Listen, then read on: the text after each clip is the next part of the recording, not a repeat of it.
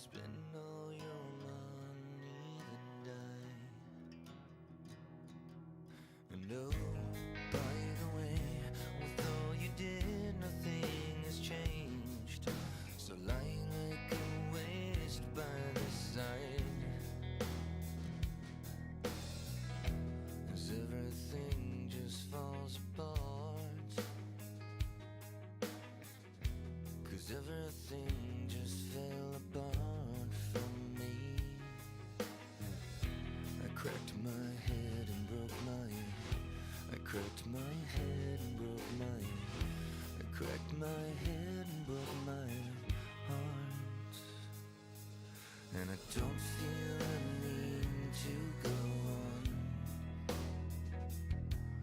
I was happier singing along the way. I had things I need to say, but now it's like a swallowed day that holds up my face from inside. As everything just falls apart, 'cause everything just fell apart for me. I cracked my head and broke my, I cracked my head and broke my, I cracked my head and broke my heart. Woe is me, yeah. Woe is me, yeah. Woe is me, yeah. It all fell apart. When I cracked my head and broke my, I cracked my head and broke my, I cracked my head and broke my heart. And the hell of it is what we are. We finish and wish we could start again.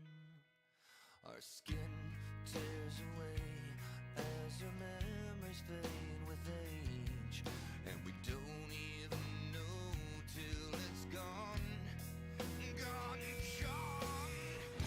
But everything just fell apart, 'cause everything just falls apart for me. I cracked my head and broke my, I cracked my head and broke my, I cracked my head and broke my heart. So is me, all falls apart. You see, woe is me, yeah. It all fell apart. When I cracked my head and broke my, when I cracked my head and broke my, I cracked my head and broke my heart. And everything just comes down and falls around, because, well, everything just falls down. So is me, it all falls apart. You see, woe is me, yeah. It all fell apart. When I cracked my head and broke my, when I cracked my head and broke my, 'cause everything just falls apart. All right. So, how we doing, everybody? Welcome to our Sunday, the Ascension campaign. Thank you all for being here. I very much appreciate each and every one of you. Let's see. What announcements do we have today? And actually, I should probably get some more light here. That'll fix things. Yeah, that's better. Let's see. What do we got? Tyranny tomorrow. So we've got that to look forward to.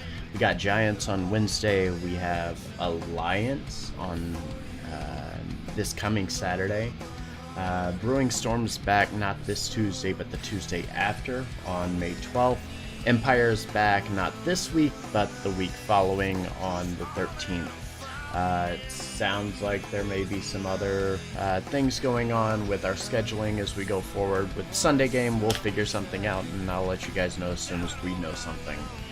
Other than that, that's pretty much everything. I'm gonna check and see who is here. I think almost everybody's here.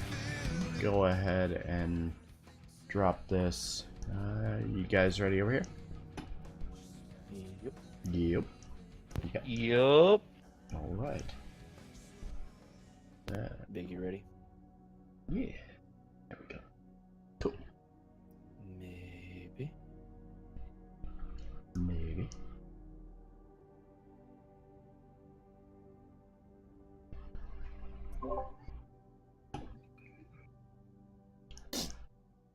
Thanks for reminding me, because yes, it is now June. You are absolutely right, Chris.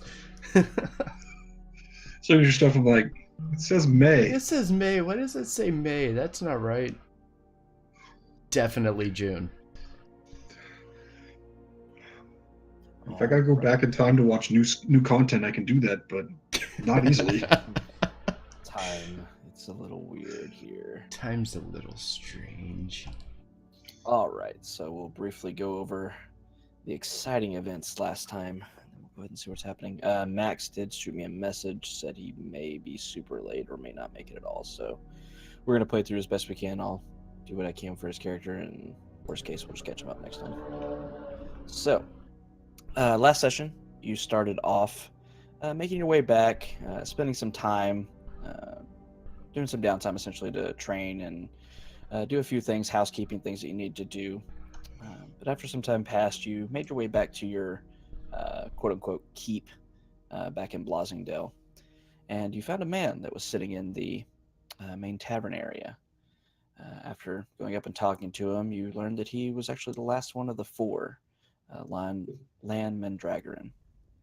He spoke of a pretty large battle that went down just north or just south of you, or a little way south of you, because you're pretty far north on the Sword Coast, down above Daggerford, and told of the Thayans with a plot to open up a portal where they could send armies to the Sword Coast to invade it and take over it. Luckily for everyone on the Sword Coast, including yourselves, Lan and his comrades were able to thwart this attempt and seal the portal before it was fully finished. However, it seemed that the portal still had some remnants left over, and that he was sending a small group into what he referred to as the Doom Vault to pursue any leads of how to maybe close this for good and make it where no other attempts to invade the Sword Coast or other places of Faerun could be made, but also maybe a way to cripple the dictator leader of the country itself, Zaz Tam. He spoke of a contact that you were shortly thereafter introduced to, named Sirana, who was a Thayan defector who wanted Zaz Tam out of power and was looking for people to help her out with that goal. So after getting everything ready, you found that somehow, some way, a teleportation circle had been put into your keep under a main rug in the tavern, and you were teleported to a place called the Gatehouse.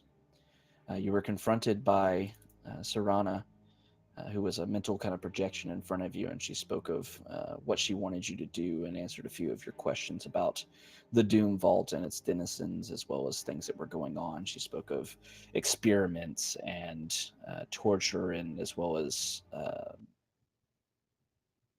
people leaving the chat. Oh, that was just the music bot. Dope. All right. Bye, Fred Boat. We don't need music. It's cool.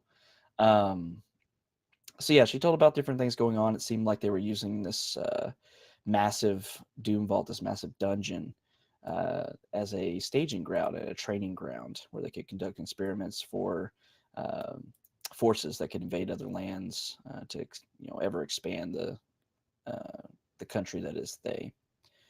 But after agreeing to what was going on and getting kind of your directives to get in and try to figure out where this vault that may hold the phylacteries of Zastam's upper elite, you were sent in. you found yourself confronted by some undead and a vampire, who you discovered was kind of weak compared to the vampire you found in the White Plume Vault, or White Plume Mountain, rather. But you were able to slay all of them after not being able to fake it, unfortunately. But then you ventured down and you saw what appeared to be a large pit, and inside of it you saw a bunch of normal-looking commoners locked in battle, mostly just trying to survive from this creature, very winged and demonic-looking. You saw an elf down in the pit as well, fighting, and she seemed to kind of know what she was doing. But you decided to step in and help. Overseeing all of this, you saw what appeared to be another vampire. However, he seemed very uncaring of anything that you did within here. Spoke briefly of different experiments with throughout, and even that this fighting pit that you had stumbled upon was another one for them to cull weaker fiends instead of using them for battle, just looking for the strongest ones. With that, you kind of looked around the area. Haven't really spoken to anybody else or looked at anything else. What do y'all want to do?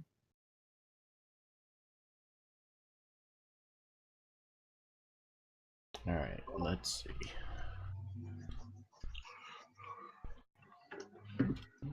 There we go. Holy cow. Roll 20 is going slow tonight. I've been seeing that the last couple games I've played. Mhm. Been having issues. I don't know why. The woman in the pit, I know I had tech issues last week, so I don't know if we actually found out. What was the woman's name in the pit? I don't honestly think we found out. I don't know if we did or not. That's, yeah. I don't remember you questioning her, but I if don't nothing think else, we talked to her at all. Yeah, I don't think we got that far. And because they didn't want to follow us, like, we offered to bring them and they wasn't going to go with us, correct? That was the vampire. I think we only really talked to the vampire. Yeah, we and were trying to none of clean the up other people. Okay. Yeah, I'd like to turn to the woman in the pit and say, tell me, what is your name? So with that, with this battle kind of concluding with you helping to slay this creature, you see this. She a moon elf? I think she's a moon elf. I think she's a moon elf. Yeah, She looks she's got like a kind moon of elf. bit pinkish, tint to her skin and such. Yeah. She's sheathes what you saw her fighting with a very large greatsword onto her back, and she turns around, wiping some blood and sweat from her brow. She says, "My name is Shalandra." Tell me, Shalandra, are you bound to stay in this pit, or would you like to escape with us? With that, you see her kind of raising her hand to her head. She says, "I do not feel that I am compelled to stay here now." And with that, she almost seems to be, testing the waters, hesitantly moving to the edge of the pit. And you see that's not hard at all. It's very easily slanted for anybody to walk out of it. And with that, she moves up and steps out of the pit.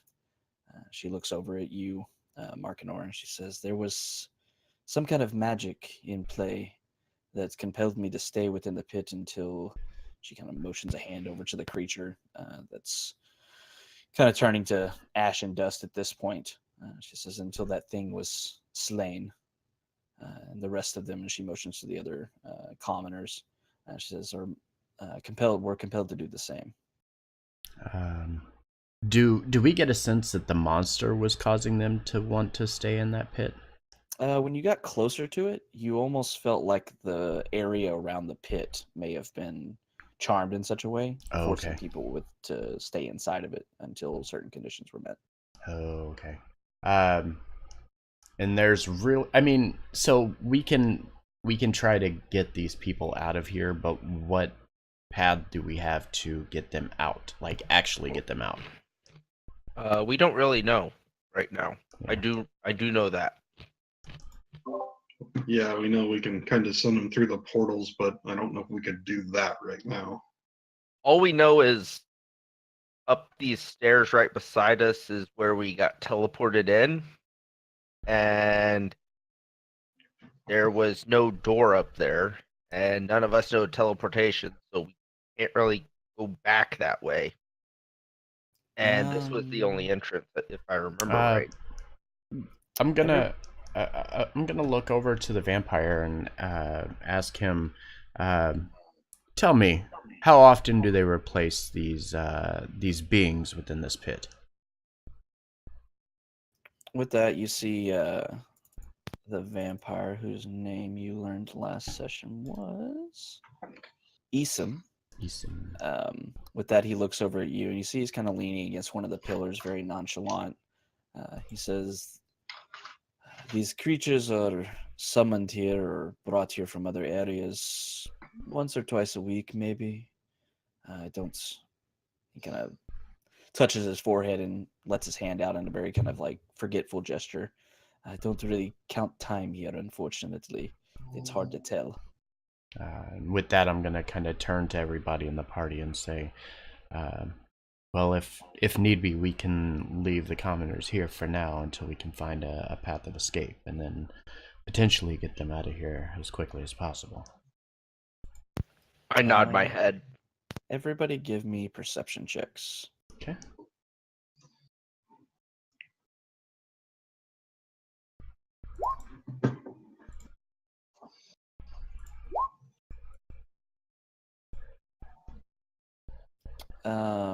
Markinor and Berwin, as you're kind of discussing around and looking around the area, you hear a faint kind of buzzing sound that almost sounds like a crackling voice coming back from the room that you were in before, up in this area. Okay. I'm kind of, tap Berwin and point over in that direction. I'd like to cautiously approach. Okay. As you make your way up the stairs, you kind of look around the room. You don't see anybody moving around. All the creatures and the spawn laying in the ground where you'd left them after slaying them. However, something you didn't notice before in the heat of battle, you see, move him just so I can click, up in this area, you see what appears to be a glyph on the wall that's glowing with kind of a faint pulsing blue light, and you hear a kind of crackling voice coming from it. I can't make out the voice, can I? Not until you get closer. Once you start getting closer, you hear somewhat familiar voice, though it does sound a bit distorted. And you hear Sirana once again saying, "Did you make it in?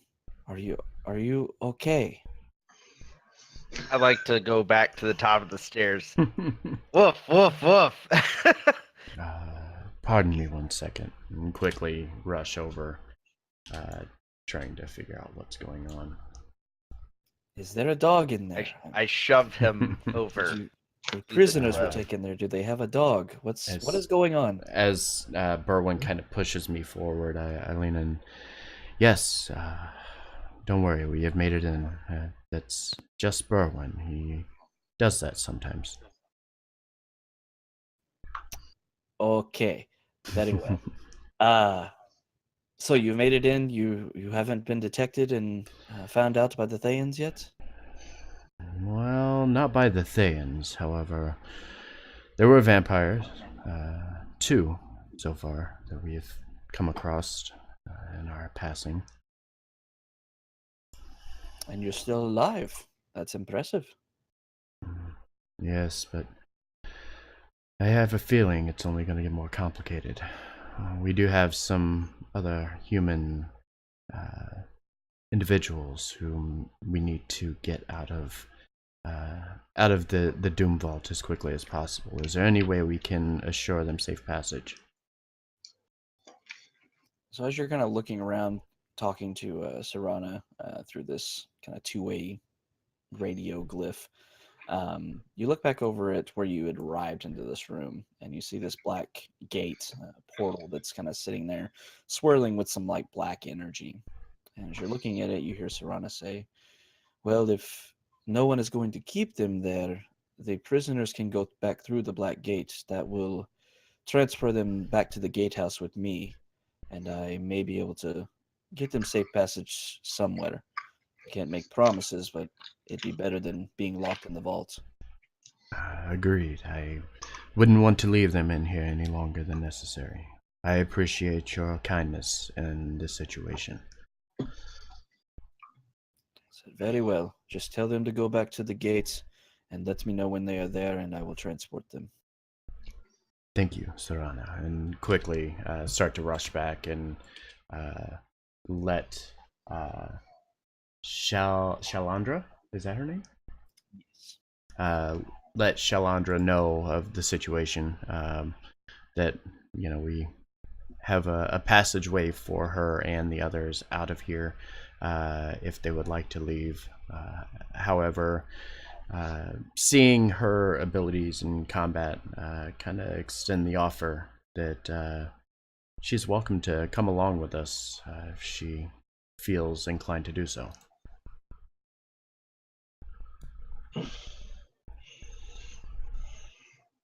With that, you see Shalanda kind of talking to the commoners who have now begun to make their way up to the hill, obviously looking to her for guidance, since she was the only kind of warrior with them. Them kind of moving around the dead body seems to be something they've seen before, unfortunately. But with that, Shalanda turns back towards you, and she seems to be musing for a moment. She says, well, I was part of the group that assaulted the Bloodgate. I think y'all might have heard that last time, so I want to say she knew. Yeah. But yeah, she basically explains that she was in there and she was captured before the rout was done on the Red Wizards who had come to, or who were trying to assault and finish the gate. But after a few moments, she kind of thanks for it, and she says, if you can help solve the mystery here, I may be inclined to help you out, though she kind of looks you over, seeing the giant wolf, and after seeing your combat prowess and stuff, she says, I may not be as useful as you, but I can hold my own in a fight. As long as you're willing to aid us in any way possible, I believe your sword will come in very handy. That she nods and basically agrees to accompany you for the time being. So as all that goes on, the prisoners begin moving. You see about 4 or 5 of them at a time are able to step into the gate, most of them very hesitantly. But now that it seems to be active, they go through, and after a few moments, they vanish in kind of a pop of white light, and they're all transported away. Yay, we saved commoners. Good job, y'all. We did it. We did it. Game over. Let's Credits go home roll. now. We did it. Credits roll. Give a shit about any of that.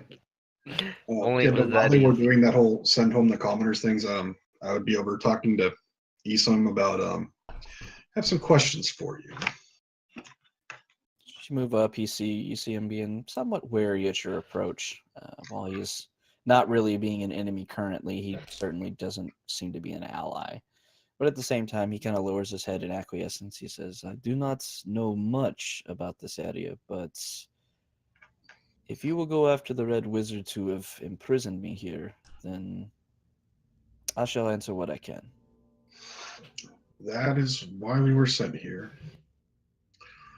That, and I don't know if you've heard anything about Zaztan and his phylacteries that keep him from being able to be killed. But that's what our true purpose is, to try and weaken him to the point where we can take him down.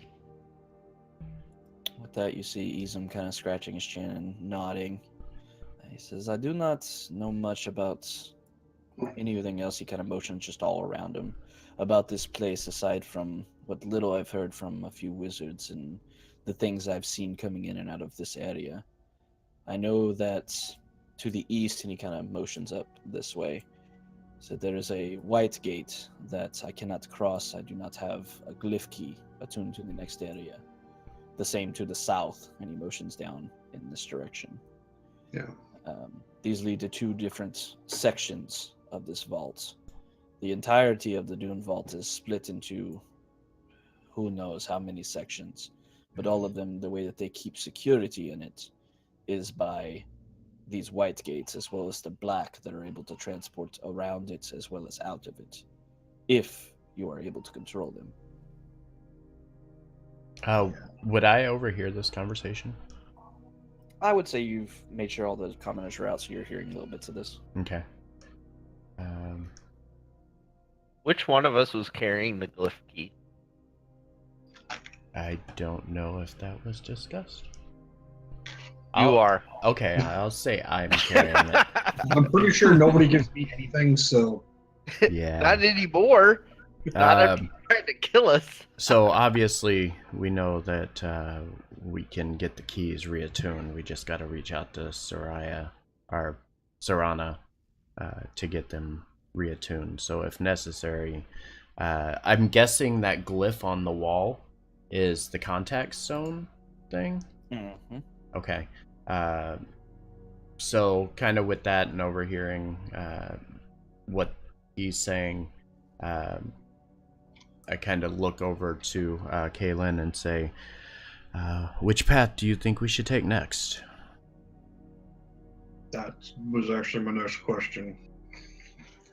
Yeah, in those whispers from wizards and other things, have you heard of which way these red wizards tend to go more often than others? Is it to that northeast or down to the south? With that, he kind of thinks for a moment and he points off to the northeast. He says, that way leads to a place called the Temple of Chaos. It is where the leader of this particular domain resides, somewhere beyond that gate.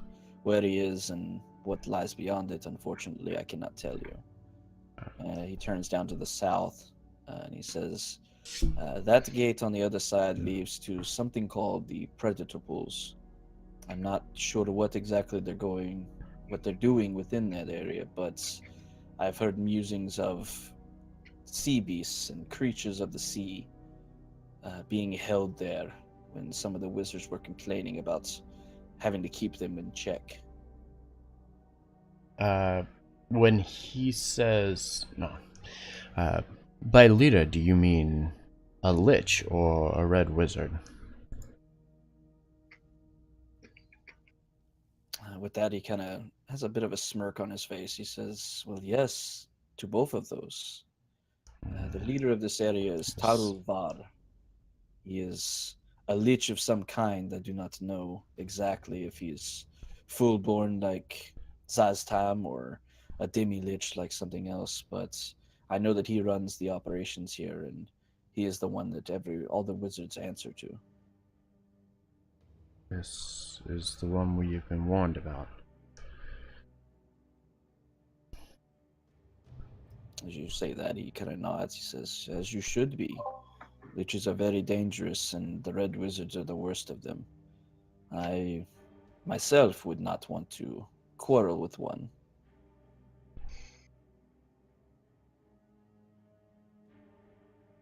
Then perhaps we should head to the south first and see what we can do there and how we may be evading, and decide later if we need to go to the east.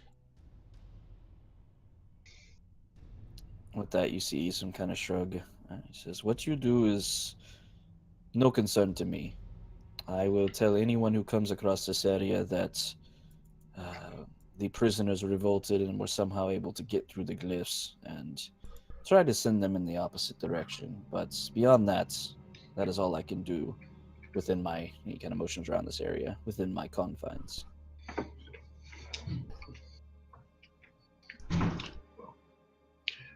Thank you for the information you've given. With that, you see is some kind of bow his head once again, leaning back against one of the posts or one of the columns. And you see a bit of a devilish smirk cross his face. He says, kill them for me, please. That is all I ask in return. That's always my plan.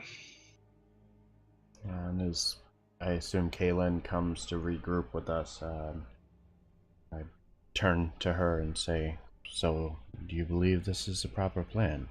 Head south and follow whatever path lies ahead.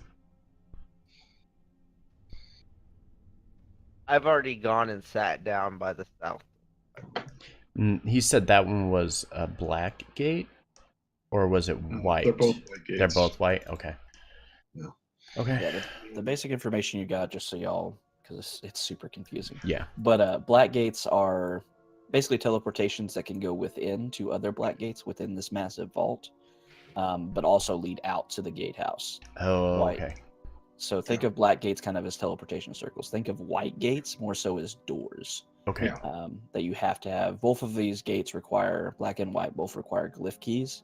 Mhm. Though that the white gates, you have to be attuned to whatever's on both sides of it for it to work correctly. Okay. So with that information, I'll head right back again. I'm not sure. Do we just interact with the glyph to get her to come back, or to get her voice to come through again? I don't know. You haven't tried. I'm gonna walk up Wait. and wait.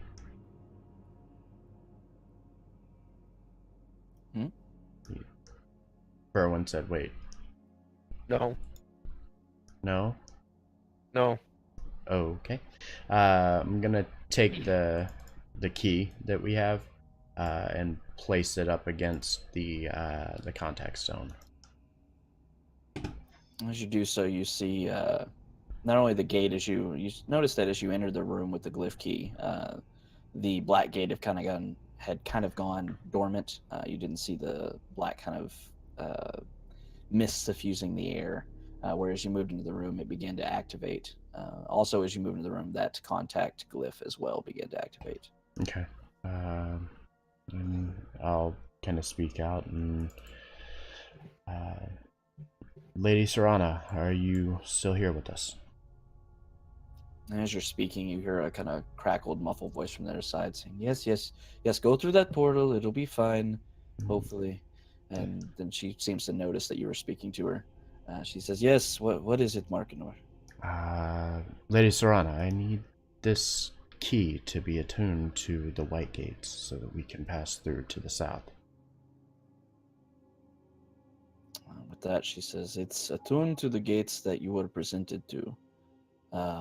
Any other ones that you want to go through after the area that you're in now, you'll have to seek out either new keys that are attuned to the other areas or something of that like. I do not have access to all of them, unfortunately. It's another security feature of the Doom Vault." Very well. Any idea where we should look first? With that, you hear her kind of stop for a moment. She says, "Well, honestly, you probably know more about your surroundings than I do. I have never been in there, and I know very little about the area itself." Very well. Thank you. And as I start to walk away, did we check the dead body of the vampire lady? I Somebody did. think we did. I might have after I stabbed it with a stake because I just didn't want to deal with it, even though it wasn't going anywhere. I also didn't it turn to ash? It did not, No. actually. Oh, it didn't. No. Oh, that's the that was the fiend that was. Mm-hmm. That's right.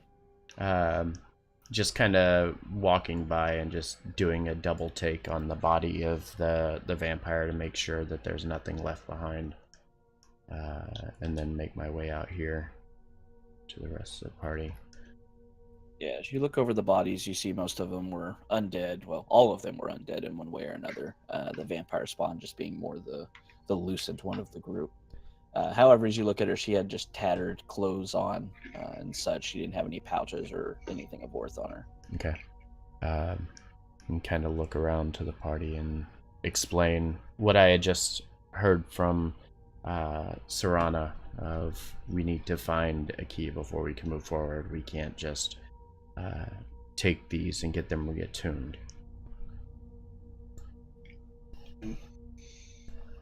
Sounds She like basically said that the keys that you're in now are attuned to the gates that you can get to. So basically, from okay. this room you can leave, but once Oh, okay. you leave this room, and if you run into any more gates, then you're going to have to start looking around and trying to figure out how to get through them. Gotcha. That makes more sense then. Okay. So yeah, then I would clarify that we would be looking for keys moving forward, but this will at least get us through the first set of gates. Like I said, If we're super looking confusing. for keys, Yeah. we're probably looking for leadership. So that Yes. would not be our best option. The what? If we're looking for keys, we might have to look for the leaders, and we know there's a leader to the northeast. Yes, but we also were told very clearly to avoid going anywhere near Taralvar. And Yeah, I know. I'm just stating that. I mean, I still Yeah. think we should probably head south for now, but it's something to think about if we get stuck. yeah, it's definitely an option. Kind of peeking down to the south, what do I see on the other side of the stairs there? As you're looking into the room to the south, you see what appears to be a large staircase leading up to another room. As you kind of look into it, not really entering the room, you see what appears to be a large coffin with a slightly ajar lid sitting there. Kind of assume that's probably Eason's room, essentially. Gotcha. May not want to go in there. Yeah. Yeah. But the loot! The loot! But loot. All right, so I guess we'll start making our way over then. So as you all begin to move, not going into the room or anything that had the coffin, you hear Eason call out as he's kind of moving down and picking up. You see him actually picking up the dead commoner, kind of cradling this somewhat older lady in his arm. He looks up, he says, "One more thing I just remembered. The wizards that came from there spoke of a hag of some sort, and that she was seeking allies for some plot against the Naga in the area as well. Maybe something to think about." And as he gets done saying that, he walks back over to the other side, and you see him going to town on the old lady and sucking her blood. That's pleasant. That's Let's get out of unsettling. here. Gotta survive somehow. Let's get out of here. Man. As a cleric, that's really unsettling to me. I don't think you have to be a cleric for that to be unsettling. Unsettling. But as a I think man you of the just have world, to be Like, like you know good shit happens. aligned. Yeah. All right. So start to approach. Does the glyph? I'm guessing that's what this is. Ahead is the glyph on the ground. Yes. Oh. So ahead of you, you see. Yeah, white wall like in Dark Souls. I've got one. That's essentially what you're seeing.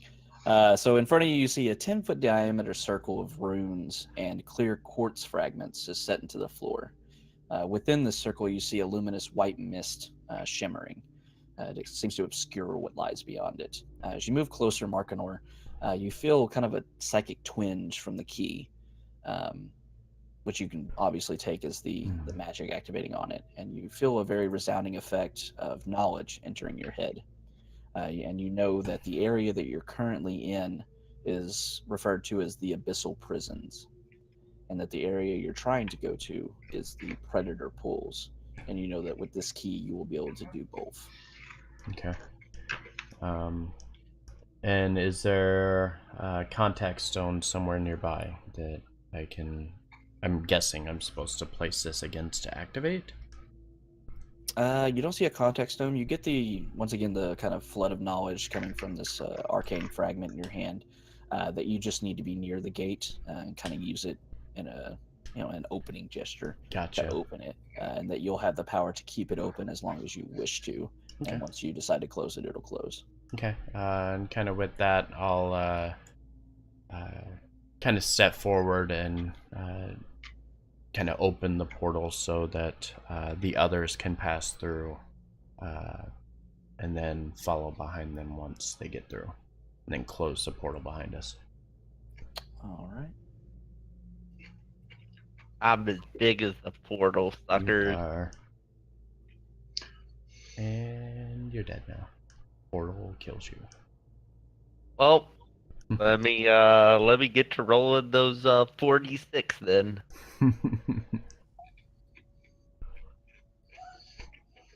Okay. Oh, I can go further. Oh. Oh. He's Nice. murderous. I was super. It's The like, way this is uh-oh. just as a peek behind the curtain, this is a gigantic map in the module. Yeah. Like just a Hidden Shrine to my Witch Hand is like a quarter of this map Oh overall. wow. What?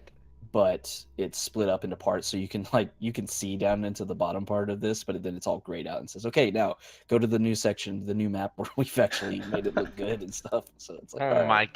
Oh, it's, basically so that each page isn't like freaking yeah, 50 stupid big. gigs or whatever. Yeah, Something what it is. obscene. So that Roll20 can actually load it. Yeah, that's exactly what it is. Oh, alright, there it is. Where are we on? Northwest. Oh. So, alrighty. So as you move into this area, which isn't sequential, now y'all know my trouble of why I have to look shit up all the time. So as you move through this this white gate here, the mist, the kind of shimmering white mist, parts as Markinor raises the key up to it, and you see a path lying beyond it. And as you move through it, you're able to move through without issue until Markinor shuts it back behind him by cutting the kind of psychic connection. As you move down this hallway, oh Jesus, I probably don't have like all the settings on any of these maps set. That's I'm going through the wall. Hashtag wall hacks. maps with very large dimensions may load slowly or not at all. Do you wish to continue? Yes. Not at all. Yeah. This map is stupid. All right. So as you move through, I got restrict movement on, so you can't go through the walls now. As you move forward, you see a small corridor lays before you, and you see beyond a broad, round pool in the center of this circular chamber. On the other side of it, you see another black gate, as well as a couple of doors over to the east side of it. How deep is the pool? You can't, as you're looking over, you see the pool. You only see the edge or towards the center of it. Okay. As you get closer to look at it, you see it's about a foot or so down below the ground is where the water starts. As you all look over the edge of it, move people forward. You see a dark shape looming and kind of moving back and forth underneath the water. And as you all kind of look over the edge, looking down into it, you see very large eyes and very large teeth and a very large mouth swimming towards the surface towards you. Yay. I need everybody to roll for initiative. Yeah. Oh, that what thing the- is cool. Everybody Okay. give me nature checks. Nature checks? That thing is cool. Okay. Hey, that's actually decent. NPC Hey. stuff. Starting off the game right. Oh, right. Hey, look at that. initiative. Oh, right, initiative. Oh, there Apparently, it should is. have rolled the nature check first. Hey. Hey! I rolled in the right order here. I did too. Whatever. Well, I mean, my nature check's higher, but I have a higher bonus on that anyway. So Okay. Shit.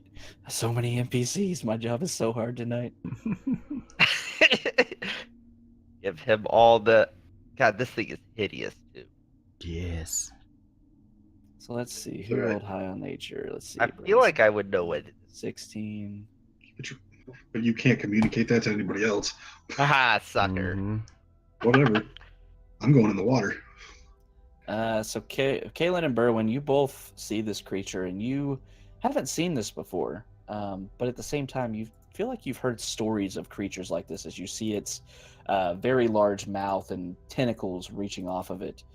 You know that this is a fear of those that are on the Stored Coast, especially the coastline of it. The sailors and such there know this as a kraken. Oh, what the? Yes. What? Definitely going in the water now. Yes. So as this creature swims to the surface, you see no less than 10 tentacles writhing around it as it looks back and forth between you. Markinor, you're the first to react. I sure am. Huh. Okay. I'm going to. What am I gonna do?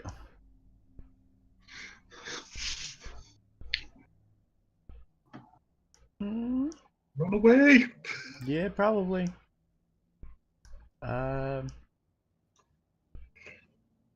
Not really trying to. Yeah, gonna cast aid on myself, Berwin and Kaylin, and going to kind of step back a bit.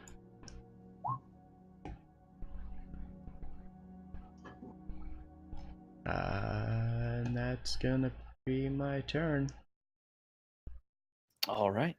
So as Markinor begins to chant, oh come on, music bot, you better play this music. It's so appropriate. So as Markinor begins to chant, waving his hands out, the three of you all feel this kind of reassuring presence going through and preparing you for this fight.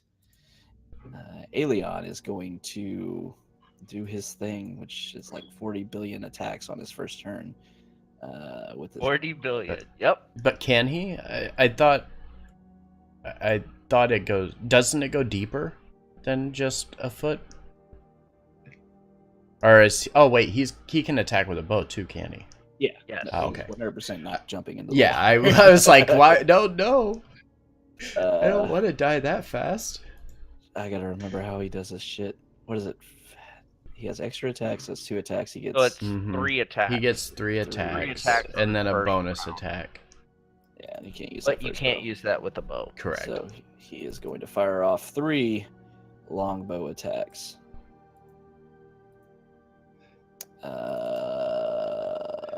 I hope at 2 of least those hit. one hits. Otherwise, we're running. There we go. Hey, there was Yes. the music. All right. So as Aelion lets off 3 shots, you see the first one kind of get batted away by one of the tentacles, but the other 2 land into this skin of this creature, dealing 8 piercing damage to it. As you all see this, and Aelion sees this well, you see that the arrows aren't really penetrating too deep into this creature. It seems to have a resistance of some form. How many first level spell slots does he have? Yeah, because he probably would have done Hunter's Mark on Hunter's his Mark. bonus action Mhm. since he couldn't attack. He's got 3, so yeah, he'll cast Hunter's Mark and do an extra 6 damage to it. Good call. I'll be relying on y'all to help me out with the Yep. Aelion. No problem. All right. Cool. so- Sounds like a good plan. That being said, as this thing is pelted with a couple arrows, you see its tentacles beginning to lash around, throwing water around the room, and it lashes out at. Ooh. It lashes out the 3 of you closest, so out at Markinor, Kaylin, and Berwin. So from left to right, 27 at Berwin. No, that misses. It's gonna That Yep. definitely misses. It's gonna roll a 13 against Kaylin and Oh. then a 17 against Markinor. Damn, I should have done right today. Damn. Damn. Oh, well. All right, One against Kalen. Sorry. 13. He rolled a 2. Oh, I don't, yeah. Yeah, let's say he rolled a 2. So yeah, as I don't think a 17 hits you, right, Markinor? Unless you just lost all your armor. No, Okay. it won't hit me. Not this time. Maybe in a Alright. couple rounds. So let's say he rolled in the teens, it might hit you. So yeah, as these tentacles fly out, Kalen's able to dive aside, and Markinor's able to bring up his armor and kind of brush it aside. Unfortunately for Berwin, it wraps around the torso of his wolf form, dealing 12 bludgeoning damage and grappling him. And Berwin, you are grappled. Okay. I'm digging the pirate music. Let's see. What could I do? Pirate-ish music. I could break Yes. the grapple. Mm-hmm.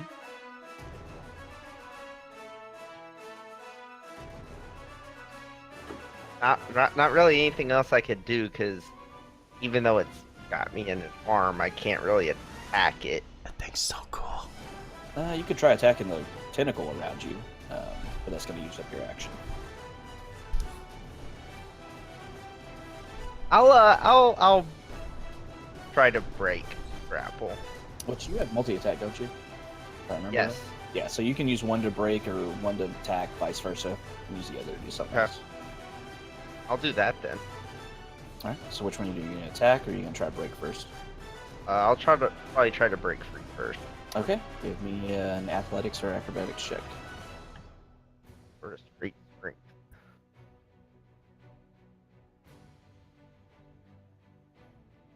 Ooh. Wait, how does this work? Do I keep my skill proficiencies when I... It's been a while since I've actually had to deal with this. I think you Think do. you keep your proficiencies unless they're improved with the wolf form. Yeah, I think that's how it is. I think that's right. Because I know, well, it depends on the type too. You also retain but all of your skill and saving throw proficiencies in addition to gaining those of the... there you go. Yeah. Oh, okay, cool. So Yeah. Cool. there you go. I need to go back and change that. +4.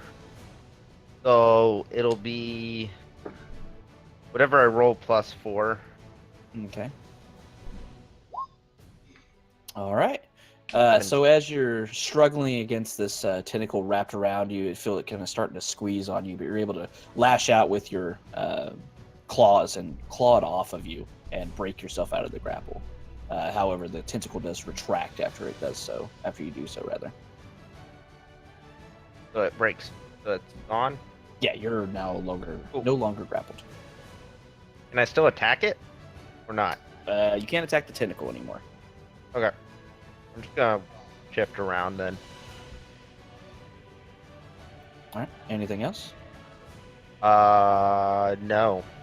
All right. So you see Berwin getting attacked, and you see the tentacle was actually trying to pick him up and throw him, but he was able to break out of its grip and slide around, trying to get a better advantage on it. But you see this creature is half submerged in the water. It doesn't seem like it's gonna move. Shalindra's up next. Oh. With that, you see her heft out a heavy crossbow from her back, and she lets one bolt fly. Unfortunately, it misses. Kaylin. All right.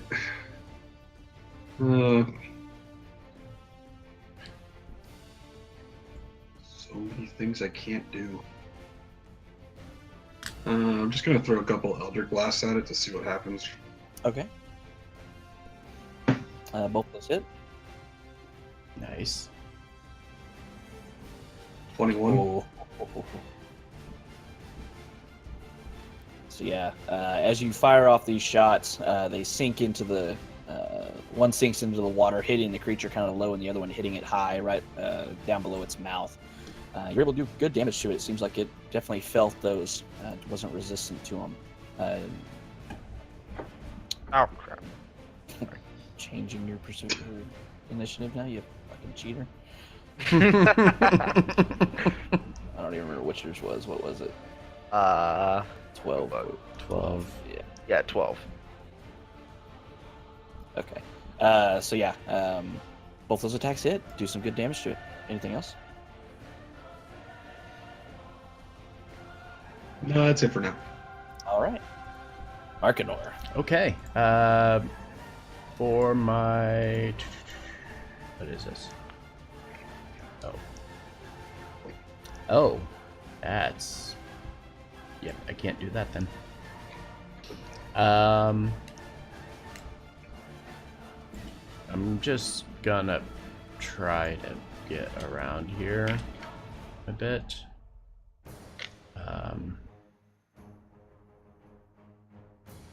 Yeah.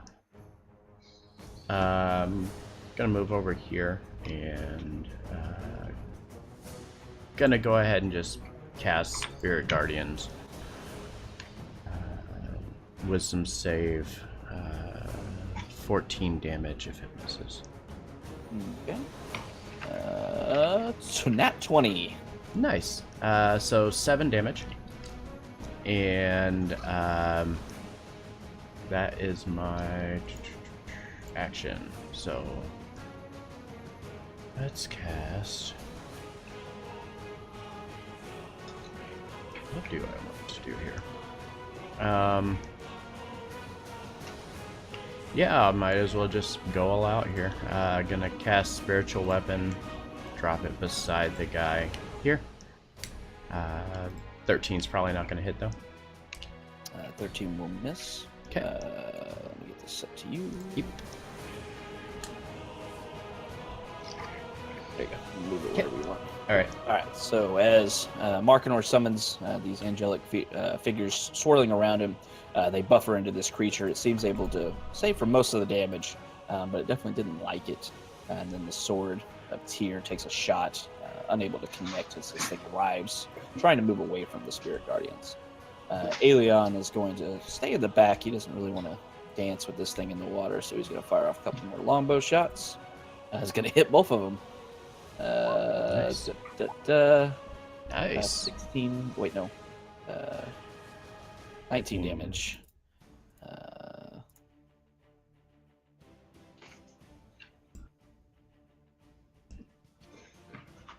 All right, once again, as you see Alien firing off these shots, the arrows don't sink in quite as deep, but he did do some damage to it. Once again, this thing looking around is going to wisdom save on it at the beginning of its turn. Yep. It's a 7 this time, so it's going to full 15. 15, yep. It doesn't like that too much, so it is going to back away over to the backside of the pool, trying to stay away from that annoying shit. And let's see who it's going to attack.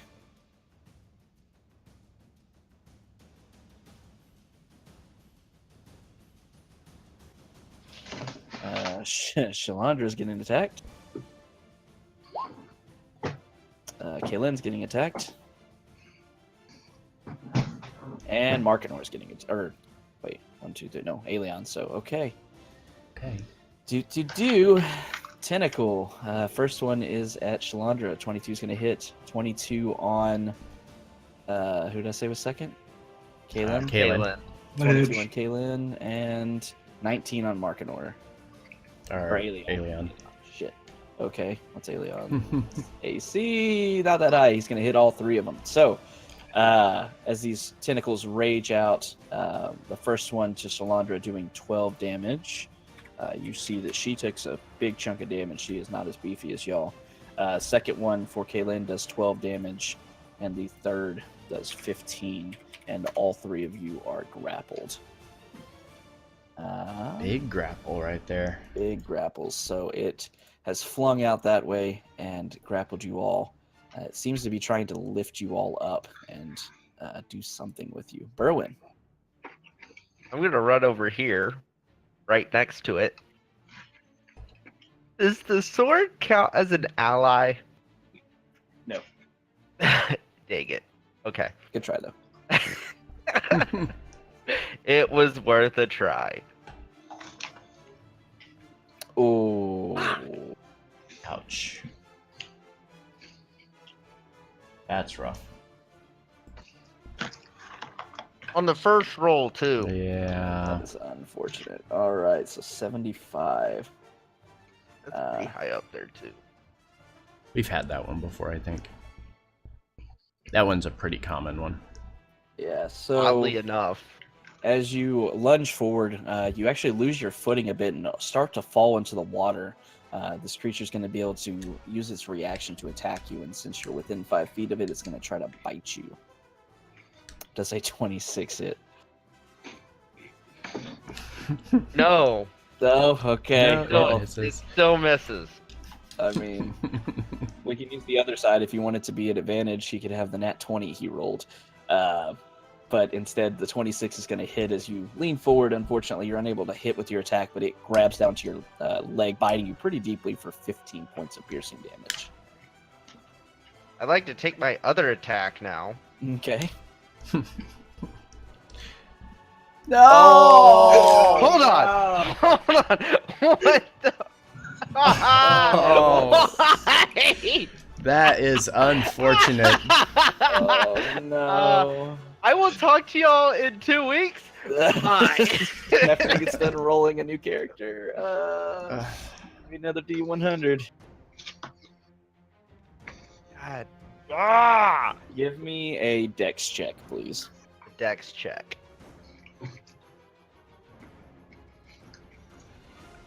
All right. So as you're leaning forward again, you're just unable to really. You feel the leg that was gnawed on by this kraken kind of gives way, and you feel the greatsword in your mouth beginning to slip away, but you're able to quickly bite back onto it without dropping your weapon. Anything else? Yeah.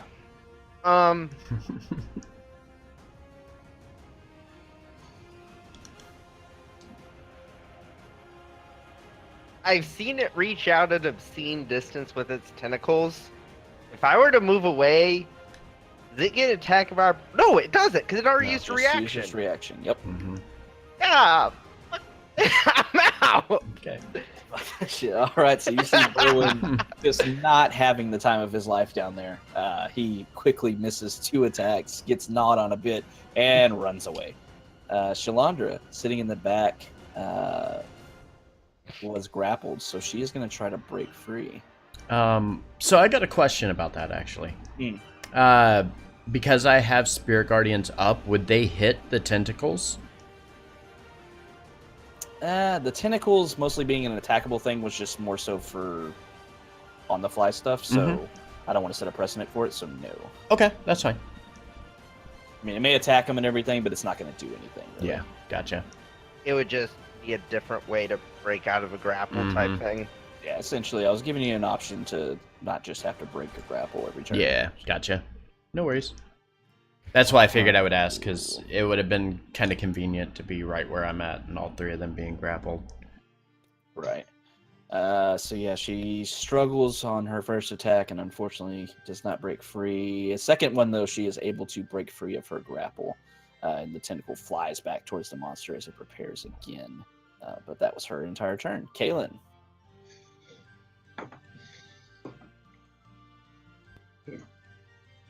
Let's forget if I'm muted or not. So,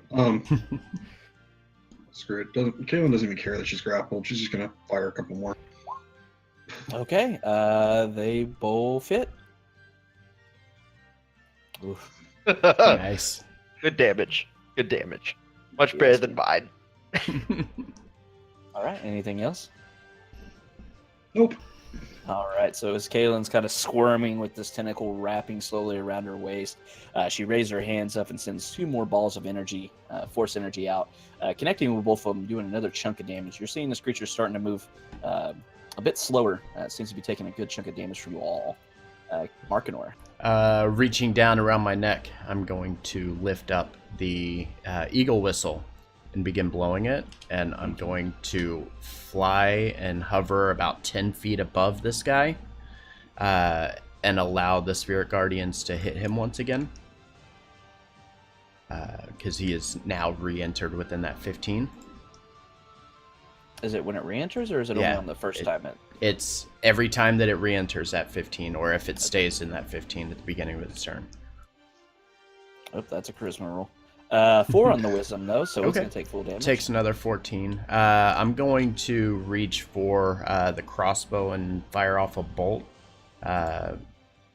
with my primary action. 18 to hit. 18 hits. Cool. Deals 8 piercing. And then on the bonus, the sword will do its thing and probably miss. I haven't been having much luck with that lately. Oh, holy man. shit. Say that. As I say that. Hey, I took all the nat ones, guys. There you go. Don't worry.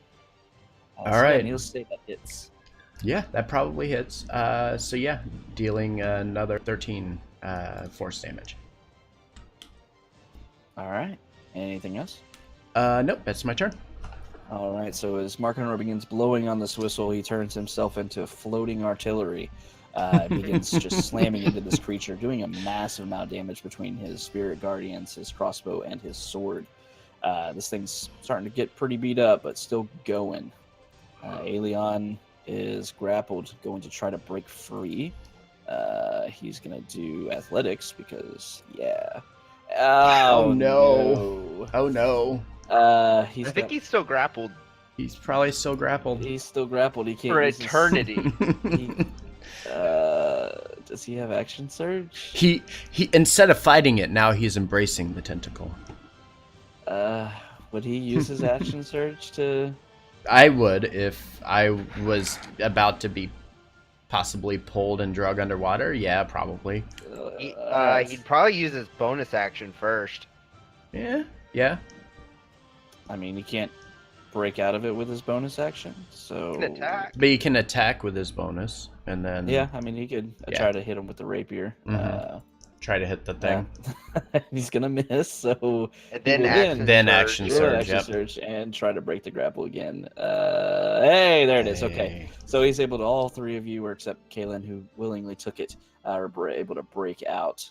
But that being said, this creature is now going to, first and foremost, do a wisdom save. And that's that's right. 16. Yeah, Yep. it went down. Okay. All right. So it takes a little damage from that. You see it pulling and tugging on the tentacle still attached to Kaylin, and it flings her. Why does that say? To the right, 20 feet into this wall here.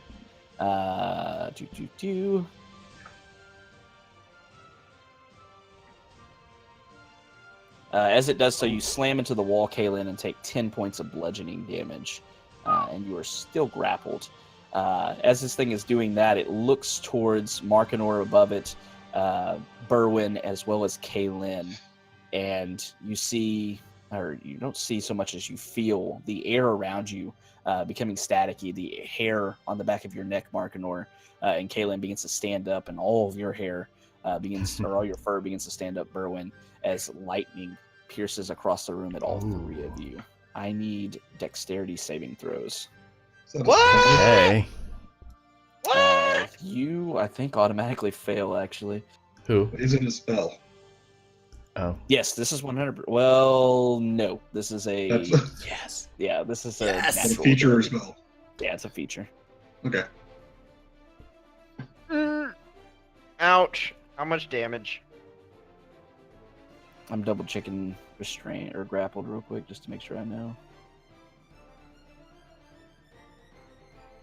Actually, no, you can still make yours. There's no restrained with oh no, it is restrained, never mind. You are restrained. Attack rolls. So you have disadvantage on it, so roll one more time. I'll just re-roll it. Oh, okay. Well, that All works right. either way. So, as these Think you're bolts of good. lightning fly across the room, Markinor and Kaylin are able to dive out of the way. Unfortunately, Berwyn is not. Sounds about right. And Berwyn Wait. takes the full 21 damage from lightning. Don't forget to take. Ow. Don't forget to take 5 off from your thing. I already did. Okay. He got bit on. So yeah, I got the other bit. two, I've also been hit with a tentacle. Mm-hmm. the other two of you only take 10 points of damage as you're able to dodge Okay. the brunt of it. I got a con save. Yeah. Yeah. All right. And that being said, this thing is gonna dive into the water. You still see it, but it does use its full. How much movement does it have? 40. So it dives straight down to the water. You see this pool that it's living in is very deep as it keeps going down, sinking at least 40 feet into the water. Berwyn. Cool. That wasn't unfair at all. Could kind of walk over here Is Kaylin still grappled? What's the range on its grapple? Or tentacle? It is not, or she is not rather. It let Okay. go of her when it dove underwater. I'm gonna hold my action in case it comes after me, and I'm gonna, yeah. Okay. Yep. Not really much Uh, else I can do. All right, Shalandra's up. Does she have anything she can do? Hide. Doo, doo, doo. As this thing dives underwater, Shalandra kind of yells out towards Markinor. Says, "Be careful. This thing may attack you from underwater." And you feel something similar to inspiration across you. Oh, nice. So the creature can add a D4 to its roll, provided you can understand her. Okay, How cool. do I have her whispered? Y'all need to see this stuff. Because I went through and did it for everybody. Because you did it for So everything. so there's leadership there for you. Cool. Awesome. Lotion. And that's all she can do. Kaylin. I'm gonna find out how spellcasting works underwater. Fireball. Why would I spend the fireball underwater? That's Because it would still work. yeah, no, that's resistance, so that's just a waste.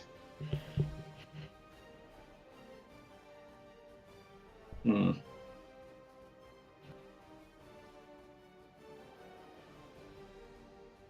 So you can all still see this creature. This water is pretty clear, though as deep as it is, it's down. Kind of looks more like a shadow than its defined features. If you attack it, you basically have to do an attack roll. It'll be at disadvantage due to the depth.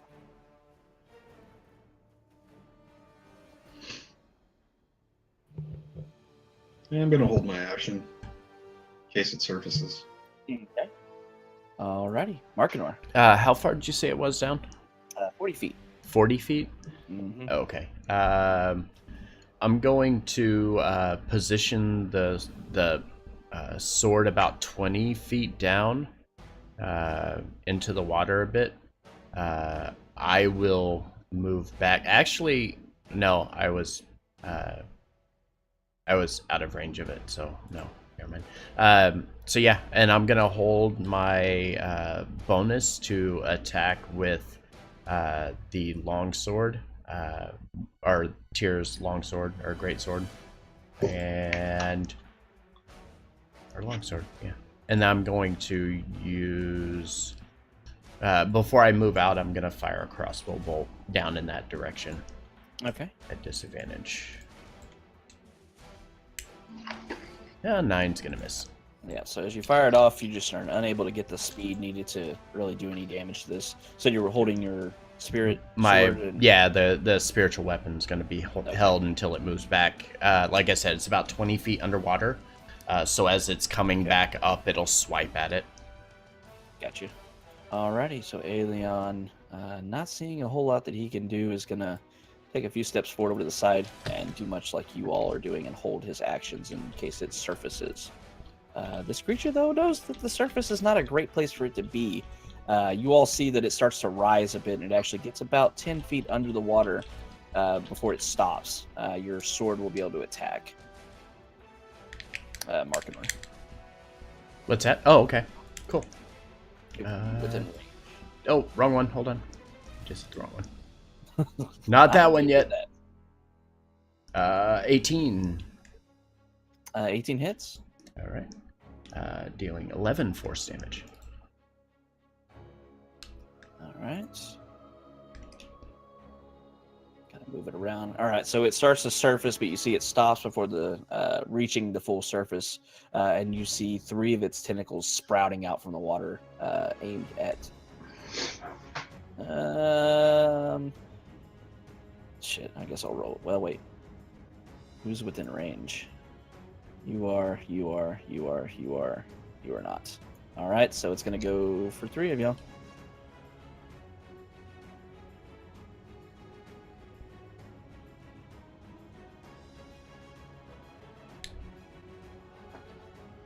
All right, so it's going to go towards Kaylin first, Markinor second, and Berwin third. Shit, where'd my character? All right. So first tentacle towards Kaylin, 18. Second Hits. towards Markinor, 25. Hey. Third against Berwin, 15. That misses!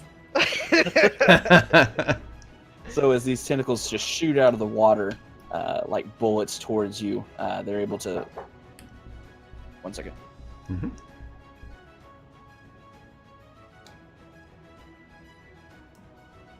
Take no damage. Everybody go home. Everything's fine. It was all just a It's nightmare. all just a nightmare. Suddenly, we all free in very specific Okay, sorry. positions, realizing that we're actually made out of plastic. Kagebushi no Dutu or whatever the hell it's called. Doesn't work. So who'd I hit? Kaylin and Markinor, right? Yep. All right, so Kaylin was first, Markinor second, and third one missed. Okay, cool. So Kaylin, as this thing wraps around you and grapples you once again, you take 17 bludgeoning damage. Markinor, new feeling for you, getting hit. As this Mhm. thing wraps around you, you take 12 bludgeoning damage, Okay. and it cannot do anything else. Berwin, Yes. it's your turn. Hey. How far is he underwater? Is he just under surface level? He's 10 feet under. Oh, okay. Could I break Kaylin free of the grapple? You could attempt to hack and slash the tentacle, or you could perform the help action. I'm going for Yes. the tentacle that I'm presuming is like right here. Yeah. Yeah. Go ahead and roll me an attack. Oh, I get advantage because I'm within 5 feet of her, right? Yeah, pack tactics for sure. 12. 12 is gonna miss, unfortunately. Let's go again. 24. Hey, Hey. second one will hit. Roll me damage. See if you're able to cut her loose. 8 damage. 8. So as you bring the sword around the first time, you misjudge the distance and only nick the side of it. But as you bring it around the second time, you feel it meet, solidly. Digging into it, unfortunately, you're unable to cut through it entirely. Feeling like you just need a little bit more to do so. That's it. Man, not going well for. Alrighty. So as that happens, Shalandra is gonna come help her comrade. She is gonna provide the help action for Kaylin when she tries to escape her grapple. Kaylin?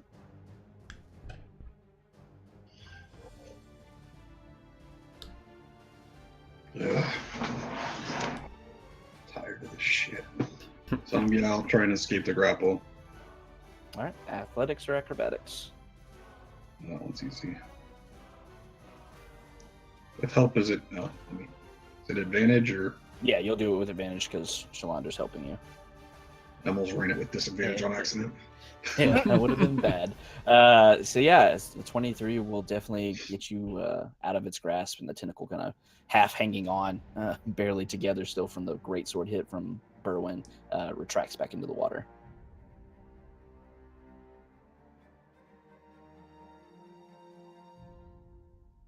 Anything else?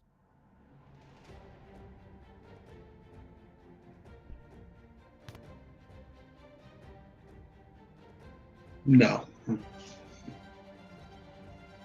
Alrighty. So, as Kaylin is free from this grapple, Markinor, it's your turn. Going to try to. Can I athletics to pull myself out? Yeah, to escape grapple, Yep. athletics or acrobatics, one of the two. Let's do that then. Okay. 22 does it. You're Okay. able to break free. I can still move. Yes. Okay. With that, I'm gonna hover just above the water. Go to right here. That's a 20 feet movement. Being right above the water, the Spirit Guardians will hit with a 15-foot range. Yeah.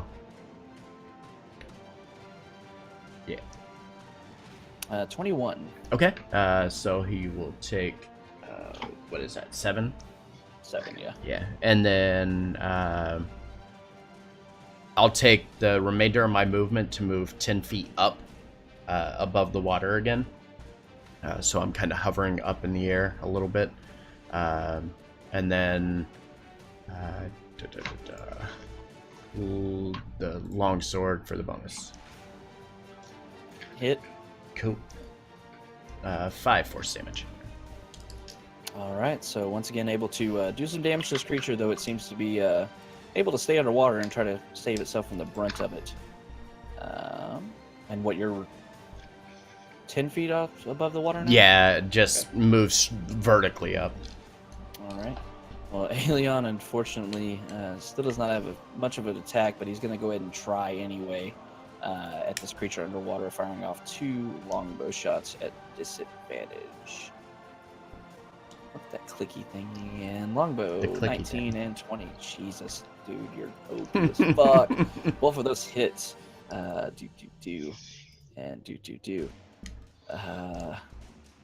21, 27 damage. Yeah. Yep.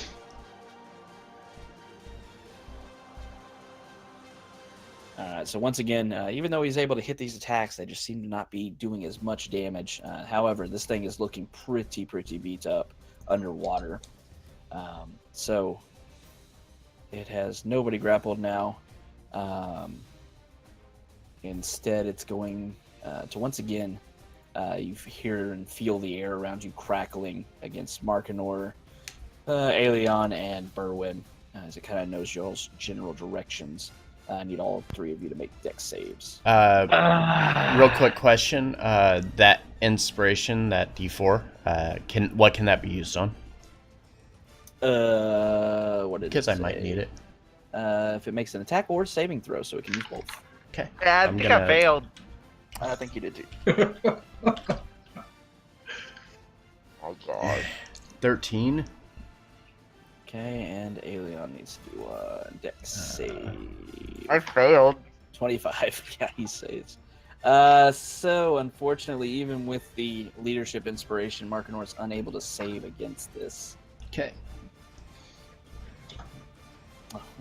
As 13 lightning damage pierces you two, and only 6 of it hits Aelion. All right. Berwyn's still standing. That's good. And then this thing's going to sink back down underwater. You see it sinking down. It's 10 feet. Yeah. So it sinks down underwater. You see it almost getting down to the bottom of the floor of this pool. It seems to be really far down now. Berwyn. God, this thing stopped running.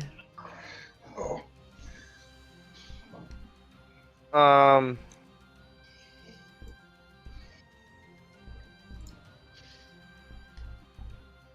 Yeah, screw it. I'm gonna drop bonus action, drop dire wolf form. Okay.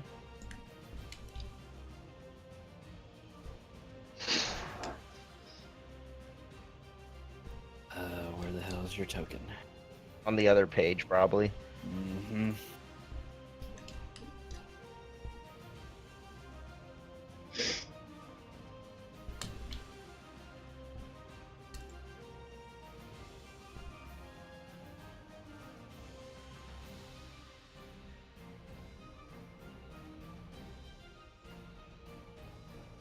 Hey, there we are. All right. So if I walk up to the edge of the water, can I still see it down there? You see its vague outline. It's probably about 50 feet or so underwater right now. Cool. Out details. It's within 120 feet, so lightning wand. Okay. Ooh. Where is that? One of these.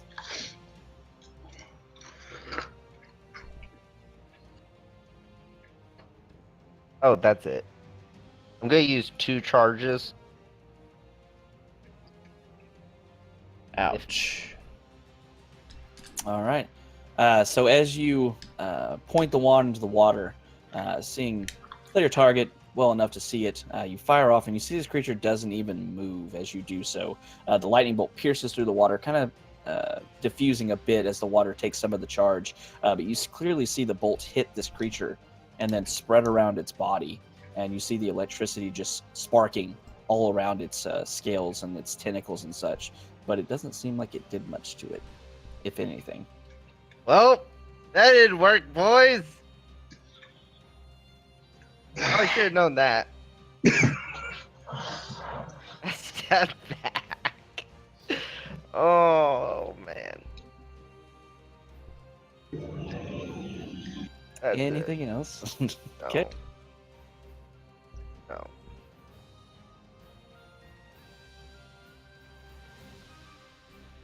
I never changed that, did I? All right. So that being said, Shalandra is not going to do anything. She's going to step up next to Berwin and look over at Kaylin and say, I don't know if this thing is actually affected by lightning, and give her a leadership boon. Kaylin. Oh, now you say that. She Really? comes for you. Really, Berwin? When it shot lightning at you, that wasn't like a, hey, maybe don't shoot lightning at it? I don't know if this is gonna work, but I'm gonna come on. Jump in the water, Okay. swim down about 10 feet, and fire off 2 Eldritch Blasts at it. Alrighty. Those were not supposed to be with advantage, but that's okay. So 13 and So 15. 13, 15. Both of those are going to miss, unfortunately. Yeah, they're, Anything else? no, so I'm about 10 feet under the water right now. Okay. So you see Kaylin run forward, just a very frustrated look on her face. She dives into the water with her hands outstretched. She fires off 2 blasts at this creature, but unfortunately both of them are wide as the water kind of suffuses her eyes. Actually, give me a perception check as you dive into this water.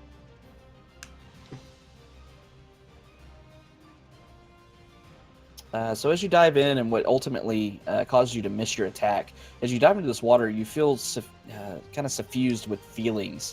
Not really words or chants or anything in your head, but you feel a almost charming effect, though very slight, suffusing through your mind to that. I'm trying to think of the best way to word this.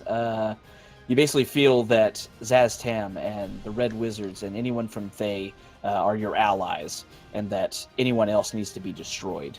And as that flicker of thought crosses your mind, it makes your shots go wide, unfortunately. Markinor. oh no. How far down was it again? 50 feet. 50 feet. Okay. The sword's gonna move down the rest of the way and get in range of it and attack. It was still, I think it was still 20 underwater. Yeah, I think it was 20. So yeah, it's gonna float down and jab at him. And on my action, I'm gonna move down almost to water level and throw a sacred flame in the direction of it. Okay. Double nat ones on its next save. Nice. So 10 radiant for that, and then the sword is going to attack 17. Alrighty, so that hits. Okay. For 8 force damage. Alright, so as you fire off this sacred flame, you see the radiant energy begin to burst next to this creature as it's beginning to look up towards Kaylin, who had just dived into the water, and it catches it right across the head. You see this creature seems to be stunned for a moment, looking very weak after that attack, and as your longsword comes down and cuts it, it cringes in pain again. This thing looks like it's on death's door. Okay. And Kaylin's too far down for me to do anything, so I'm going to float back over and in my turn here. Okay. On the ground. On the ground. Stop blowing the whistle, all that. Yep. All right. Aelion. Umbo's a huge range. He's gonna step forward and try to fire 2 shots off at disadvantage at this thing. I'm going to use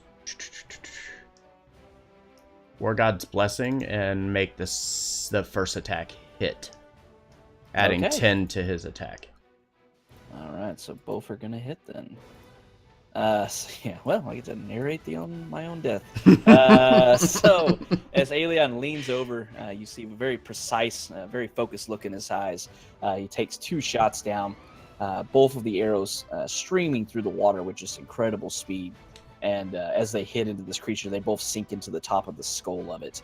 And you see it slowly lurch for a few moments, a few of its tentacles kind of flicking around in the water, and then it slowly begins to kind of rise towards the surface before becoming kind of semi-buoyant, about 20 feet underwater. It is dead. Is dead. Yay, we killed a Kraken, guys. Yeah. Thank you. Yeah, Sure. y'all did. Y'all did. Everyone got fucked up. Mm-hmm. Kaylin, as you're a little closer to this creature, give me another nature check. I was going to swim down to it anyway, so. Yep, that one worked. Wow. Yeah, you were able to tell it's clearly dead. It doesn't seem to be moving. That's what I wanted to know. I would say, just so y'all know, everybody else that did it knew what the creature was. You knew krakens from the tales that you hear from the sailors of the Sword Coast, that these are massive creatures, just almost godlike in their ability.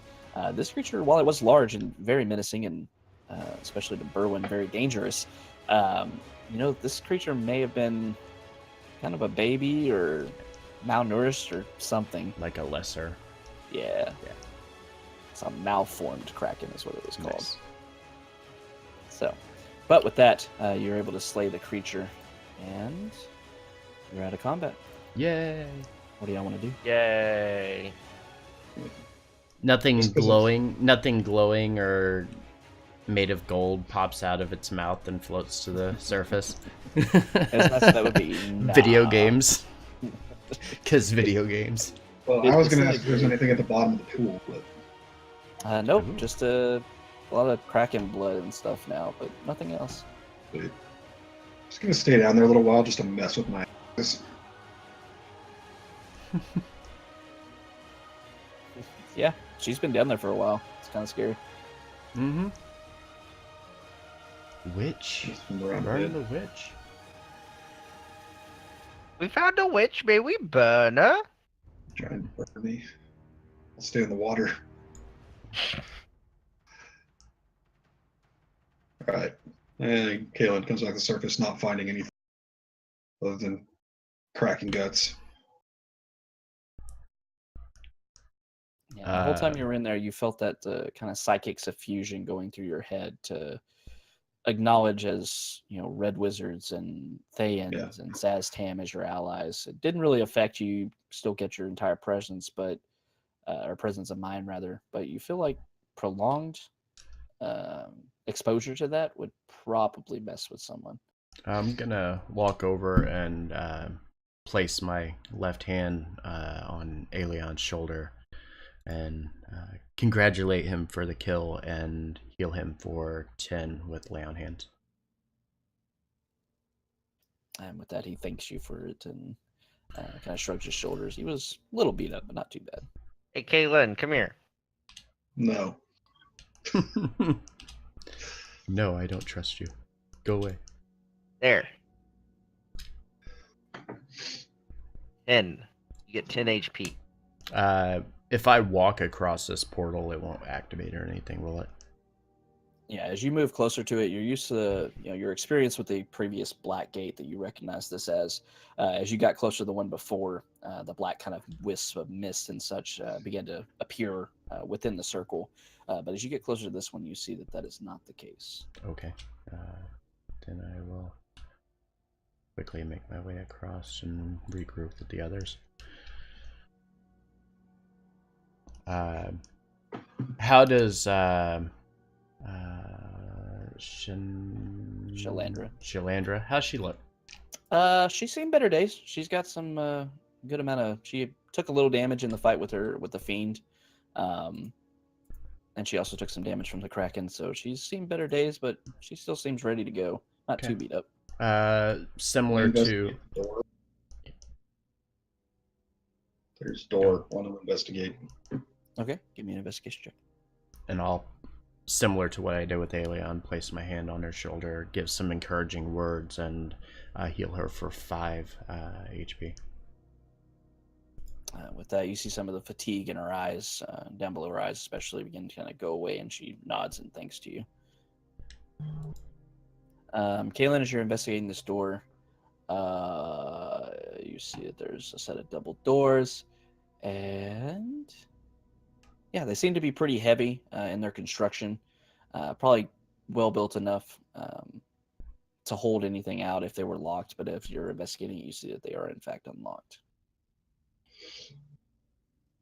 And I don't hear anything on the other side. You do not. Okay. So, do we want to move forward? Yes. I believe Here, that would be the only Not way a to whole go. lot else. All right, slide. Try. Do the doors open towards us or away from us? Or neither. Towards you. Okay, so pull it open. They fall over like dominoes when you place your hand on them. Just clunk, clunk on the ground. So They yeah, pull as you back on top of you. pull these doors open towards you, you assume their construction may have been to keep the Kraken in case it decided to get frisky. But that being said, you're able to easily open them, and you see a corridor beyond. Ooh. A corridor, eh? Corridors. Start making Okay. Oh, So no, she showed me I exactly how you did it. walk there. As you walk No. forward, unbeknownst to you, you walk Rat. feel a bit of a hollow sound under your feet as you walk forward. I need a dex saving throw, please. Man. Okay. Then I'm gonna survive. Hey. Hey. That's okay. It's over a 15. It is. 1 second. I gotta scroll Typically through good. what the DC is. You should be okay. Maybe? Question mark? What It's is it? 50-50. I think it's a 15, but I don't remember. I hope it is. Uh, Otherwise, we're all screwed. Oh. Oop, there it is. Yeah, so as you take a step forward, it is 15, so good job. As you take a step forward, moving around, kind of hugging the wall here, you begin to look around, and it isn't until you're about 15 feet or so into the corridor that you hear a kind of hollow thud under your grieved feet. And you clearly hear that as a hollow floor beneath you, and you quickly raise your foot off as the pit trap below you flies open, revealing a pit with spikes down below it, down below your feet. Okay. So, this corner, ignore it, guys. I'm going to motion to Aelion and ask him to help me with, or asking him to search for traps and offering my assistance. Okay, so as you all move in, he'll do the first check, and then you can all do it afterwards. With advantage, not disadvantage. Perception 17. So as he looks around, Aelion kind of motions down there. He kind of noticed the trap now, and he looks around the corner. He doesn't see anything. And as the rest of you all move in there, everybody give me perception checks. Okay. Oh. Here. Hey. Hey. Hey, look Hey, at that. get wrecked. All right. So Get wrecked. everybody else except Aelion and Shalandra are able to move into the room, and you see a couple of things. As you come around the corner, you see the flow of the wall along this wall. makes a little bit of a bump right in this area, and it looks to be about a 5 foot wide imperfection. It seems to be in the wall. And as you're looking forward again, Markinor especially, you see something that stands out. You see, based on the pit trap that you just walked onto, you looked for anything similar. And up in the distance, you see a set of stairs, and at the foot of it, you see another indentation in the stony floor that represents what you think is another trap. And you said the thing is about here Yeah, right in in about the wall. God, it's so hard to click and talk. Yeah, right in about in the middle of the wall. Okay. I'd like to kind of go over there and examine it a bit, get a closer look at it. So as you look at it a little bit closer, you see no handles and such that would indicate a hidden door. But as you're looking at it, you see that it seems like the door or the wall is able to be pushed on, and it gives way, and you reveal a hidden passage. Ooh. What'd you find over there? Apparently there's another passage here. Perhaps it'll be easier to go this way. Oh, As you look down this way ahead of you, you see kind of dimly lit corridor, except that towards the end of it, you see the white light of another white gate sitting there. and as I see the gate, having the kind of door out of the way now, I'd stop and say, oh, never mind. There's another gate over here. Do we know what happens if we try to open a gate with the wrong key? It's a white light gate, so it should work with our keys. Is that right? Well, If no, you're those tuned are to the other just side. if you're tuned to the other side. And you have the knowledge and understanding that if you try to open a key that you're not attuned to, it's going to let you know. Oh, okay. But does it let everybody else know also? Klaxons blare. You all know when I ask you to make dex saves from the rocks that are falling. No. Called it. The person holding the key has this magical artifact that basically gives them The insight knowledge needed, into these yeah. things. I would actually like to go and check. Go up closer to the gate and check and see if we would have passage through here. Okay. So as you make your way closer to this, you see the white mist kind of blocking your way. You can't see beyond it. As you move closer, though, you that same kind of psychic twinge crossing your, almost like an announcer in your head, saying that the side that you're on is the pools of devotion, and that the side that you're that lies on the other side of the gate that you recognize that you are attuned to is the abyssal prisons. Kind of motion back to Berwyn and say, "This is the path we're supposed to go." We can go that way. Yes, we can, and thankfully, it's the way we're supposed to go, anyways. And I imagine Berwyn kind of waves everybody around. Yes. Yeah. Yes. Fit everybody up into the room. And as everybody gets in there, I take the key and hold it up close to the portal and open the portal so that we can pass through. Alrighty. Do find out where the hell you are on the map. Killing thing. That's where.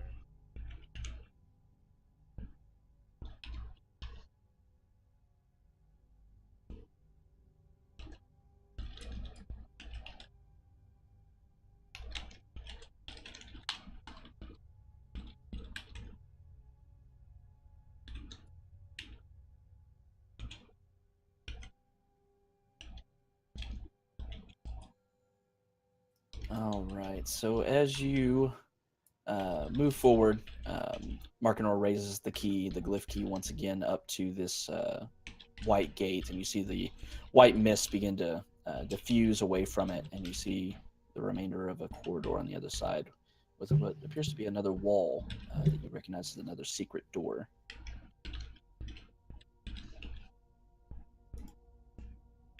Okay. What the hell just happened? I'm on the wrong map. We're back to where we started. Yes. It was all the way back That should be to right. yeah. And I'm a wolf Oh. again. What the shit?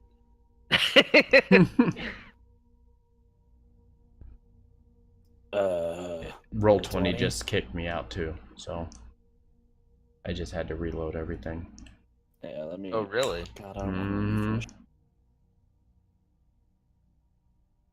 Oh, and now the whole map is funky. Okay.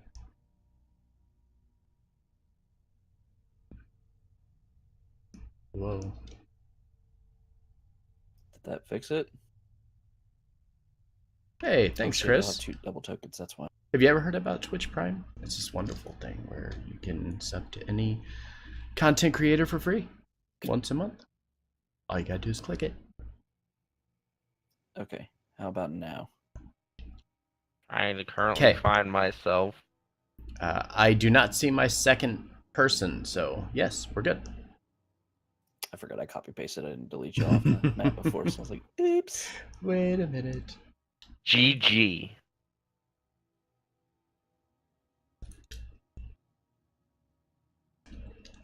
Okay. So same thing, I'm guessing, with this door ahead. It's like the one that we just came through.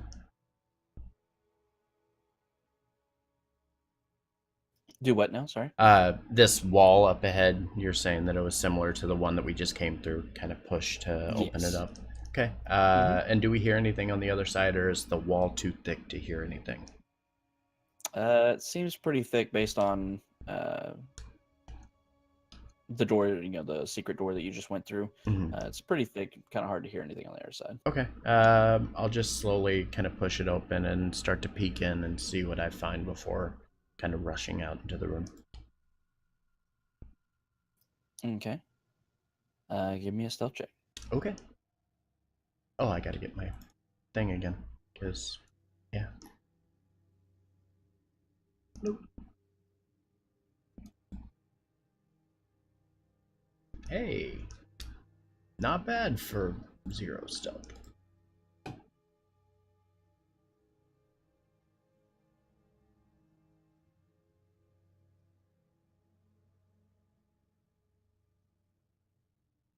Okay. So as you begin to open the door, making minimal sound as you do so, it slides open. On the other side, Oh you no. see, Oh. this ruined chamber has tapestries and paintings that have been slashed and are shot through with black mold. The fine furnishings and cushions are rotted through and crumbling, and the air is heavy with the scent of decay. Floating in the center of the room, you see a somewhat translucent form of a man hovering and looking not in your direction. Can I tell what he is doing? Is he looking at something? Does it look like he's standing guard? What is he actually doing? He seems to just be floating there, kind of looking off at nothing. Give me a perception check. Okay.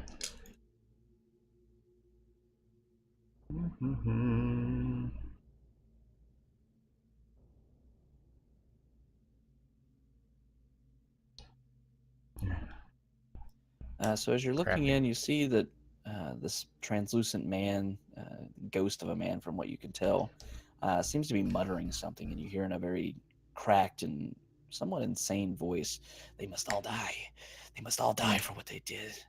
Curse the Red Wizards. Damn them all. They must all die."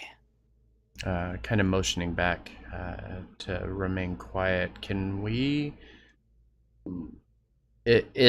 Does he just keep muttering the same things over and over, or... Okay. I kind of motion that I'm going to go forward and slowly step out and say, you too have issue with the Red Wizards.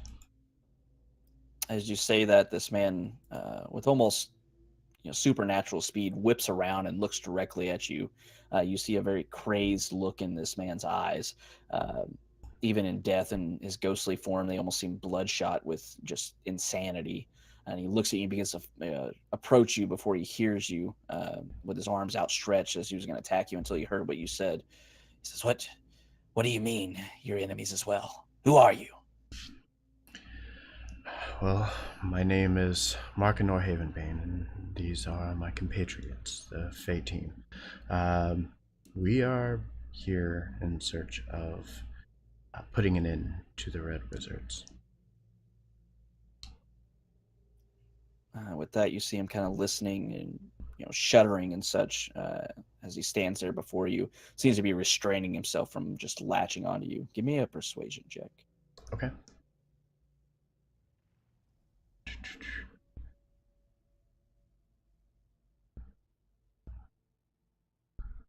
Ew. So as you say that, you see him looking at you, and then he shakes his head. He says, "No, you're allies with the Red Wizard. You're allies with them," and he rushes forward to attack. Okay. Roll for initiative. Okay. Ah, nice try. I was trying, dude. I tried. Hey, an attempt was made. Yep. That's what matters. Now he's gonna die. Now he gets to die again. Again? Again.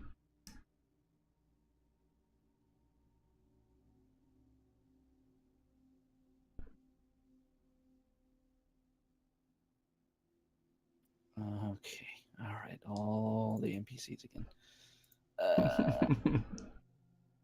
Find the correct one.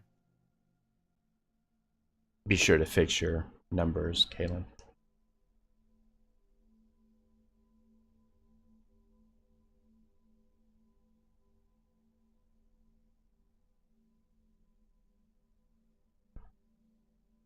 All right, I think that's everybody. Okay, so as this creature, this ghost, just rushes forward, you were all prepped for battle and such. So Kaylin had a 21 on the first roll, but I don't think he selected the token the first time. It's all right. Just leave it at 12. You sure? Oh, I kind of want it. Okay. Since it's still before the Oh, okay. Gotcha. enemy, it's not really going to matter in terms of much of anything. Gotcha. Okay. Okay. All right. Well, Aelion seeing, not really seeing what was going on until the ghost stepped into view, is going to immediately ready his bow and fire off a few shots. Duck.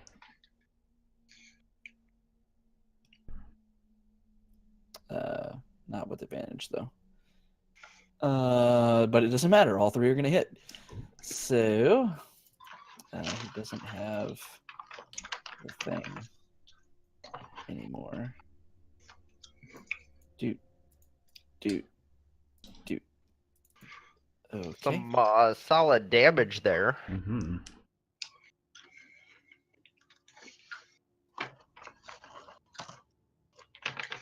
So as Aelion lets off 3 quick shots, flying right past Markinor's head, it sinks into this thing's ethereal skin, but then the arrows pass through it, flying and clattering off the wall back behind.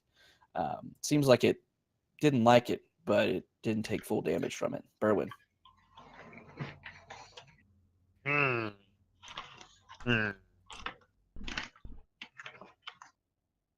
And all you can hear now is it screaming, "All the allies of the Red Wizard must die. I will kill you all." But we're not, though. But we just told you we weren't. I mean, Berwin, give me a persuasion check if you want to yell that out loud.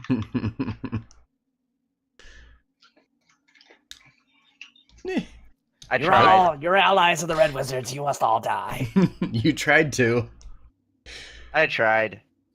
So, man, having this non-second screen kind of sucks. It's no fun. The 13 hit. It does. Ooh. I'll take 13 fire damage. Solid damage. What is that? Just fire, right? Yeah, just fire. All right. Just fire. Anything else? That's it. All right. So as this ball of flame kind of lashes out at this creature, once again flying right by Markinor, impacting into this ghost, it seems to like tear some of its form away before passing through it and flickering to nothing behind it. Once again, not doing a whole lot to it, aside from a little bit of damage. Shalindra is up next. She's gonna try too. She's gonna say, "We are not allies of the Thayans. We are here to kill them." And she's gonna make a persuasion check. Damn it! We are really bad at persuading, guys. She is gonna continue to plead her case. She is not going to attack. Markinor. I am once again going to say, please, you must hear us out. I promise you, we are not with them. And also try to once again persuade him. Okay. Come on, Nat 20. Yeah. So after Shit. half the party trying to reason with this ghost of this man, you see him just about to bear down with a clawed hand down towards Markinor, but he stops in the moment. He looks. He says, "You're not? Then what are you doing here?" We're in search of what is it, Zastam? Yeah. We are sent here to help defeat the Red Wizards and bring them down. But obviously, we don't wish you harm. But should you continue, we will not be opposed.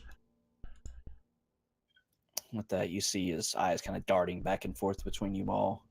But with that, he kind of floats back a bit away from you. He says, "I have no quarrel with those that are not allied with Tam and the other Thayans. If you are who you say you are, then I will not hurt you. Why are you here, though? What do you hope to accomplish?" Kind of looking away a little bit and then looking up, I say, we're in search of the phylacteries that keep the liches in place and keep the Red Wizards in power. We are sent here to destroy them. As you say that, you hear a kind of crazed laugh come out. "You can't destroy them. Those things are untouchable. I tried, and I failed." I'm sorry, I didn't get your name. That he kind of looks at you, and you see a kind of ethereal tongue dart out to lick his lips, and says, "My name is." It seems like he has to think for a moment. He says, "My name was Sorlan. Yes, Sorlan. That's my name." And you said you tried. And what happened? With that, you see him kind of relaxing just a little bit as he looks you over, kind of moving back so that everyone can enter the room. He says, "Much like what you appear to be, I was once an adventurer, but..." Don't you dare. I took Don't you arrow dare. to the knee. "But unfortunately, I succumbed to one of the traps of this cursed place. Took an arrow to the knee."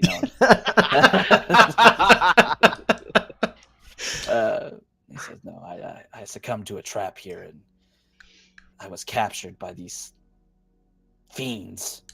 They put me through the rest of my days doing experiments," and he visibly shudders as he thinks back on it. He says, "But I've been here ever since."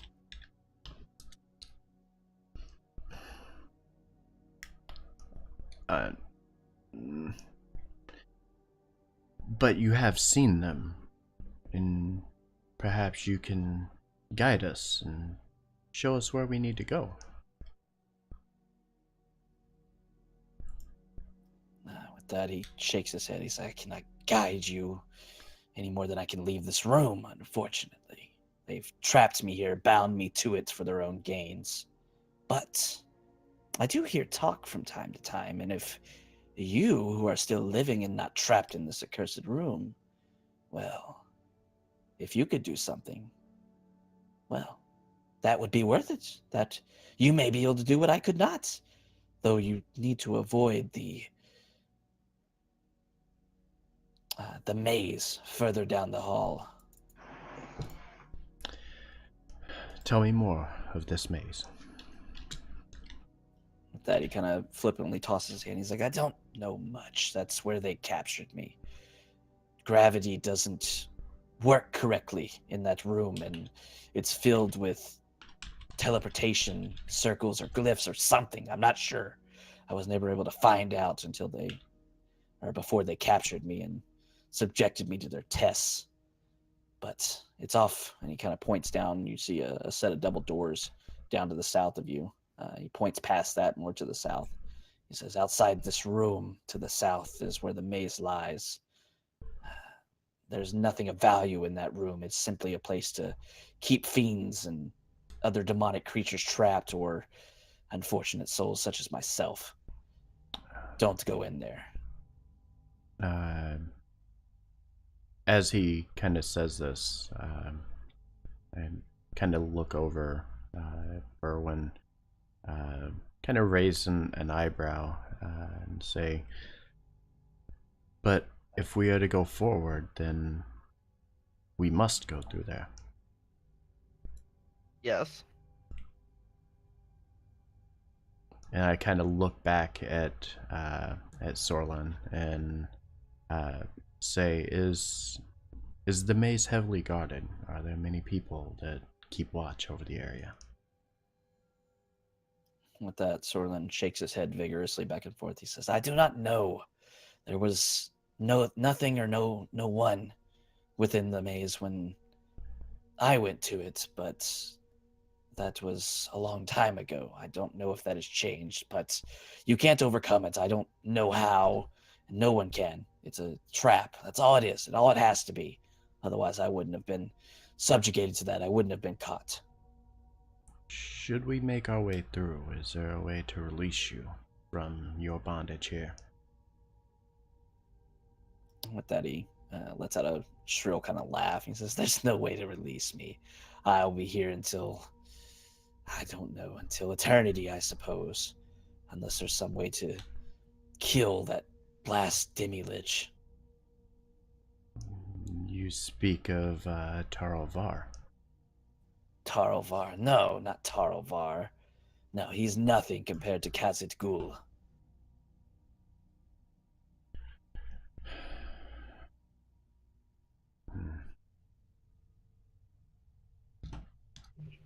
Um,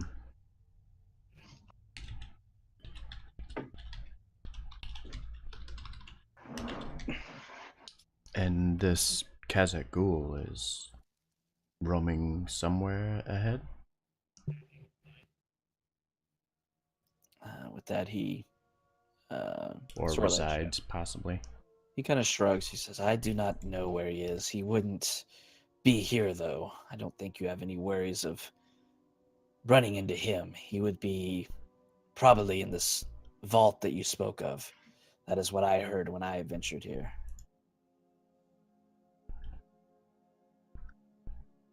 Do you know of any of the keys that are needed to get past the gates? With that, Sorlin nods. He says, yes, the glyph keys. I know of them. I obviously, as he kind of motions to his, see-through form, obviously do not have them on my person any longer, but they do exist. They are carried by trusted minions as well as other red wizards within the Doom Vault. Are you familiar with which ones would possibly have them, or is that too much to ask? That he shrugs. He says, during my research and what little I knew or I was able to learn before I was captured, it seemed that most that resided in certain sectors of the Doom Vault had keys for that sector as well as ones adjacent to them. But I was only able to get a couple before I was captured. You have a couple of the keys? Maybe when he Or was you alive. I did. Yeah, he said that he did, but Yes. yeah. Yeah, you're conversing with a ghost. This man Yes. is very much dead. Yes. Did they take? I'm assuming they took them from you when you got captured. With that, he turns towards you, Berwin, and looks you very deadpan in the eye. Says, yes, they took them from me, as well as everything else. My sanity, my body, my life, everything. They took it all. Obviously. You wouldn't happen to know where they took him, do you? That he shakes his head. He's like, no, I don't remember everything. It's been some time. I just know I was captured and they subjected me to torture and experiments for their own gain, and eventually found a way to seal my ethereal body here in this emotions around to this, completely destroyed and wrecked room that you're able to tell now was probably him and his madness that did it. He says, trapped in this room for all time. Sorlin, And can you tell me anything of the maze? Anything at all? Anything that might benefit us? Without that, he thinks. He says, well, there are two things that I've somewhat learned from the passings of these red wizards who go to and from my room and force me to stay here. The maze, I've told you some about that. Someone said that fiends that can climb are somehow able to escape the magic in that maze, though I don't see any of you fiends with claws, so I don't think that'll help you much. What else? He seems to be thinking and kind of doing an imitation of pacing back and forth. With that, he turns and he raises a bluish kind of finger towards Mark. He says, in the predator pools to the southwest of here, there are vats of some kind that hold power over life. I've dreamt about them being able to bring me back, but I do not know what details surround them. I've only heard a few things about it. Do you have a possible description of these vats? That he shakes his head as I do not. It was very minimal things that I overheard about them. Very well. Should we come across them, we will attempt to bring one to you. Perhaps, maybe with a bit of luck, you'll be able to return. Should you be willing or wanting to do so yourself. As you say that, you see him just grin. It's the only thing I want in this life, the next, or if I was brought back, is to kill them all. They should all die for what they did to me. Well, with a little luck on our side, perhaps this will happen the way that we want to see it happen. That he kind of looks at you and shrugs as well. Either way, I can't leave this room. Be careful going through the doors. There's a false lock. Search the foot of them first. Then you'll be able to exit accordingly. Thank you, Solan. We appreciate your time. you said fiends with claws. Do you think a spider would be able to avoid the same?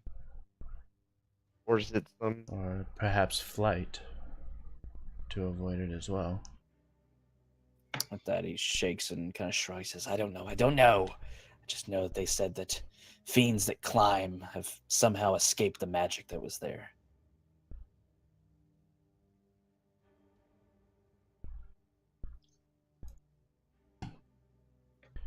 And again, kind of nod and thank the Sorlon and kind of look over everybody and kind of give a, are you guys ready to do this kind of look.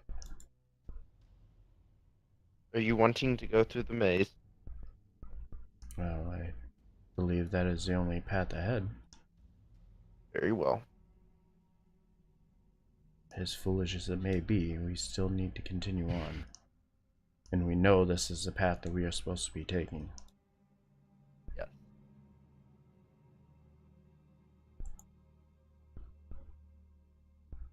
And again, as we start to turn and walk away, I thank Sorlon, and we make our way out of the room. As you do so, you see Sorlon just begin to kind of float back and forth in a mimicry of pacing, and he begins to just go back to the rambling that you initially saw him to, just in the grips of insanity. But he seems to not care too much that you're there.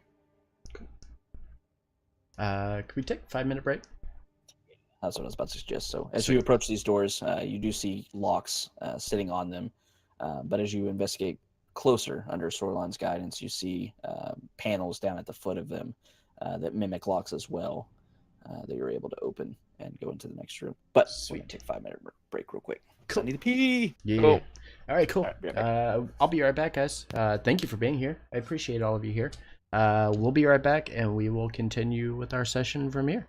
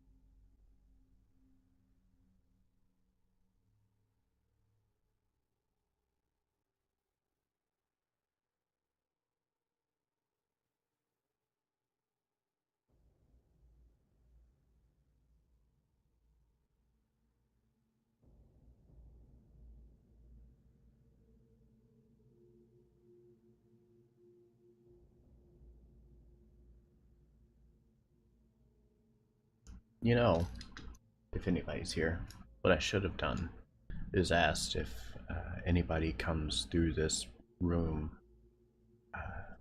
or how often they do, and see if we can't maybe take a short rest here.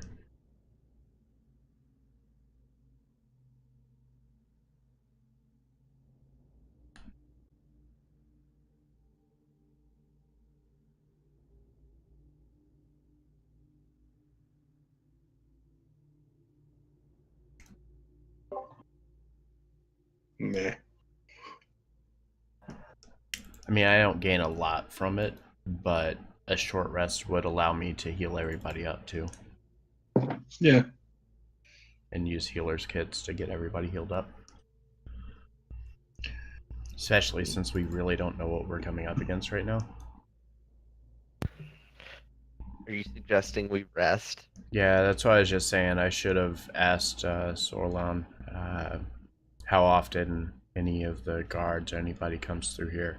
Because if it's never, then we could hold up here for an hour and short rest. Before Yeah, we head Thomas out. Sorlin's batshit. And might I just wouldn't attack. mind that, considering I'd have 2 wild shape uses then, as opposed to just one, especially knowing I'm literally about to burn one of them. Hey, whatever. I don't think he's going to attack us. I mean, he might, but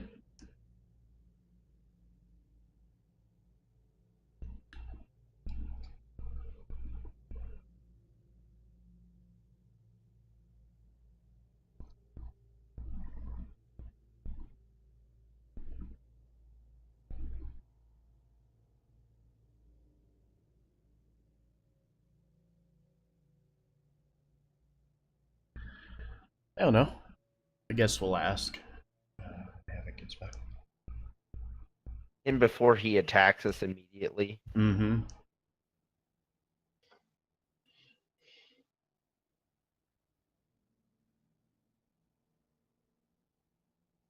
Havoc is typing.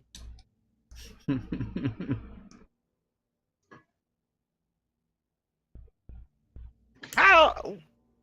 I don't understand that concept. Yeah, I don't either. Yeah, no. The entire day? Yeah, no.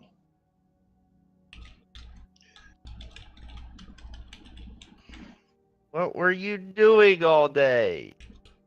Jeep.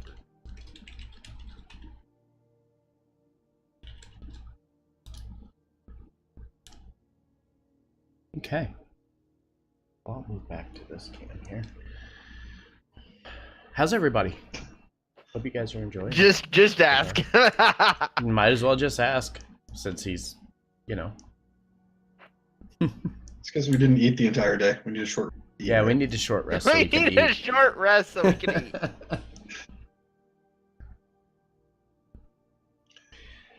I'm against that idea. Oh, fine. She can stay outside my dome. We can long rest then.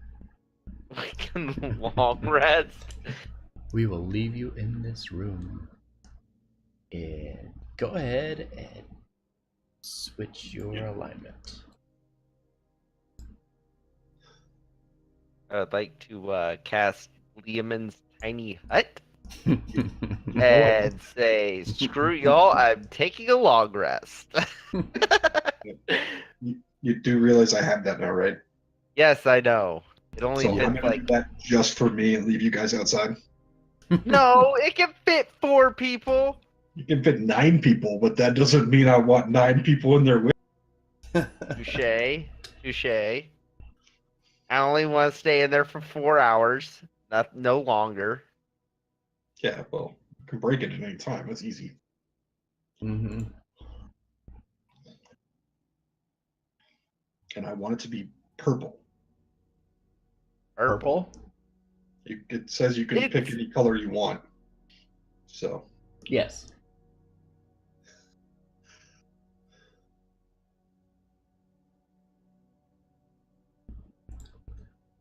I want to be in a cave, and I want it to be glow in the dark. Oh, That's the God. color.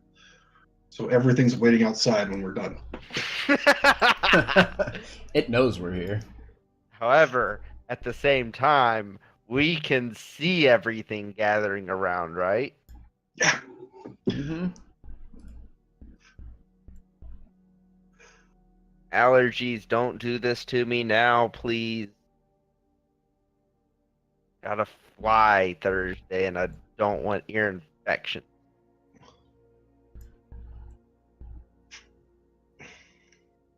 Those suck. Mm-hmm.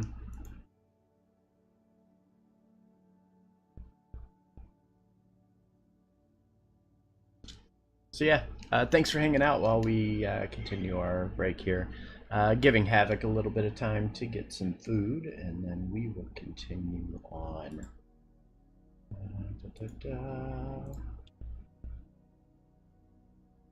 And I am converting this like I have the other ones, so it will show up the same.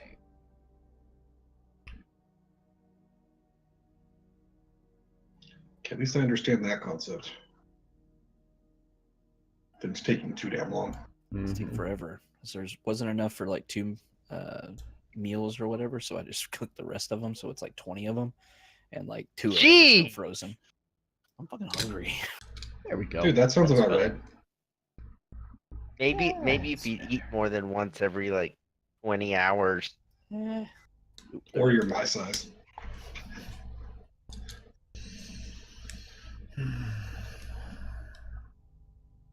So, what is her opposition to us short resting here? Oh, he's not here now. Damn it. What is ours? Listen, DM's like, fuck that. We'll keep no. moving you.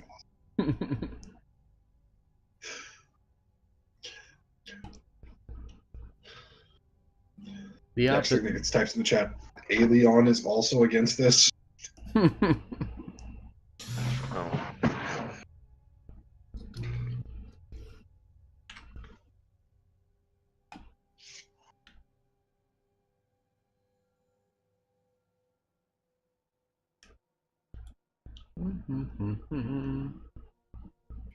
Okay, hopefully they're mostly done.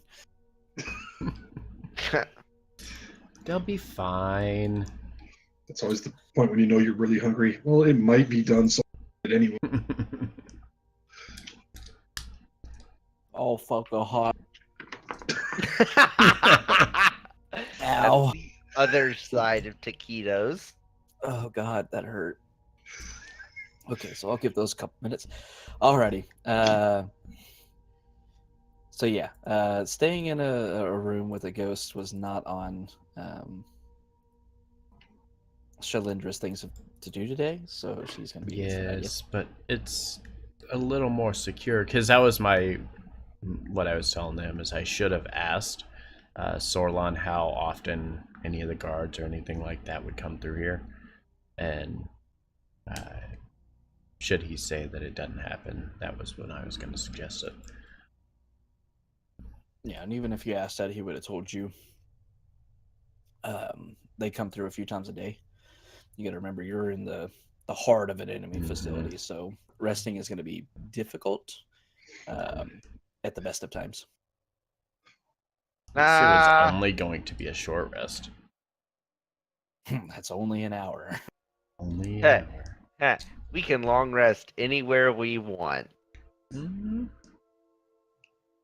Might suck when we finish, but we can. Yeah, we were hidden for 12 hours. Yeah, or 8 hours. Yeah, sure. They found you, though, and we're just patiently waiting. Yeah, we'll see them. We'll know they're there. We'll know what we're up against. But we're fully rested. You just hope. All right, so y'all going through the door? Sure. Yep. If no short rest, then yes, we will go forward.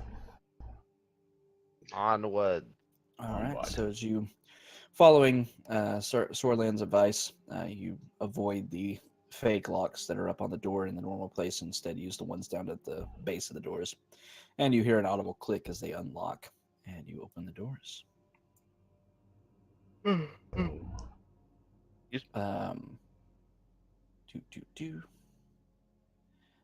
walls here consist of worked stone, but the 30-foot high ceiling of this broad chamber features rough rock hung with jagged stalactites. Seams in the floor tiles divide the space into squares 5 feet on a side. An open pit extends halfway across each of the 4 entryways. Wait, just kidding. No, that's right. Never mind. Just inside the room. Yeah, so pits all around the room.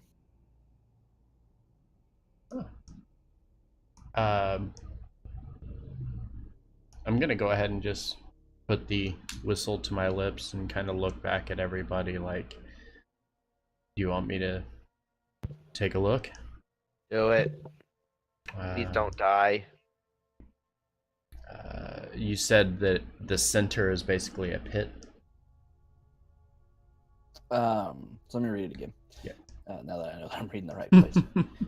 So the walls here consist of worked stone, but the 30-foot high ceiling of this broad chamber features rough rock hung with jagged stalactites. Seams in the floor tiles divide the space into squares 5 feet on a side. An open pit extends halfway across each of the 4 entryways, just inside the room.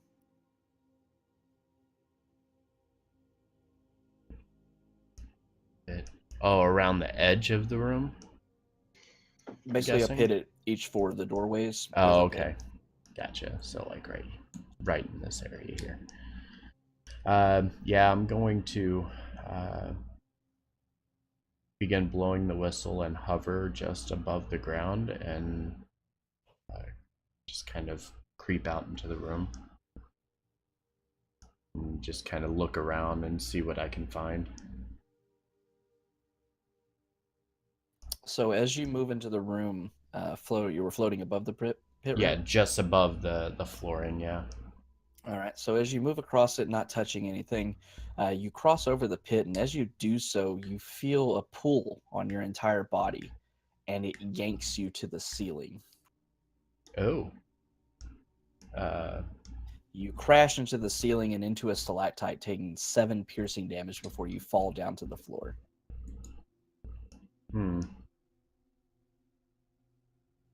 Okay. Oh, yes. So I'm on the floor right here. Just kidding. So as the gravity pulled you up there, you were slightly impaled by a stalactite, and now you're hanging on the ceiling. You didn't fall. Yeah. Peace. Yeah, I kind of look down at everybody and say, remember what Sorlin said. Gravity doesn't work like it normally would. I kind of just chuckle. Say, flying doesn't preclude you from the effects of gravity, by the way. You're kind of defying gravity when you're flying. Technically. You're also unready for gravity switches. For gravity to switch, yes. Okay, so I'm impaled. You got grazed by it. Took a little piercing damage. You're not really didn't go through your body, but you're stuck on the ceiling right now. Okay. And actually, I'd like to reach down at my side and grab it, my pouch, and I'm gonna pull out a small handful of ball bearings and kind of chuck them in each direction to see what happens when I throw them out that direction. So as you throw them out, they fly down towards the floor to what you recognize as the ceiling now compared to where you are. And they immediately start falling back towards you and up to the ceiling, and they clatter off of the stalactites and stuff of the ceiling that you're strapped to. Okay. And no matter how far I throw them out, it continues to do that. Is there any way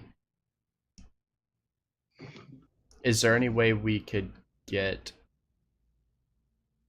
or I could brace somebody to keep them from hitting a stalactite when they go up in the air? Hey, Havoc. Please don't yell at me or do bad things. He's gonna spider it. Yeah, can I get my spider token? You're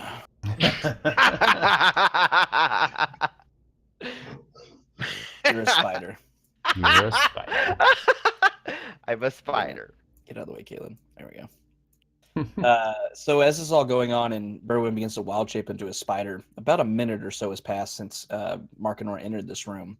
As you're beginning to struggle and almost feel like you'd be able to stand up on the ceiling, Markinor, the gravity releases you and you drop back down to the floor. Okay.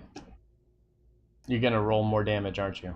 You son of a bitch. So you land on the floor, kind of drifting over a bit, landing towards the center of the room, falling prone and taking 5 bludgeoning damage from hitting the ground.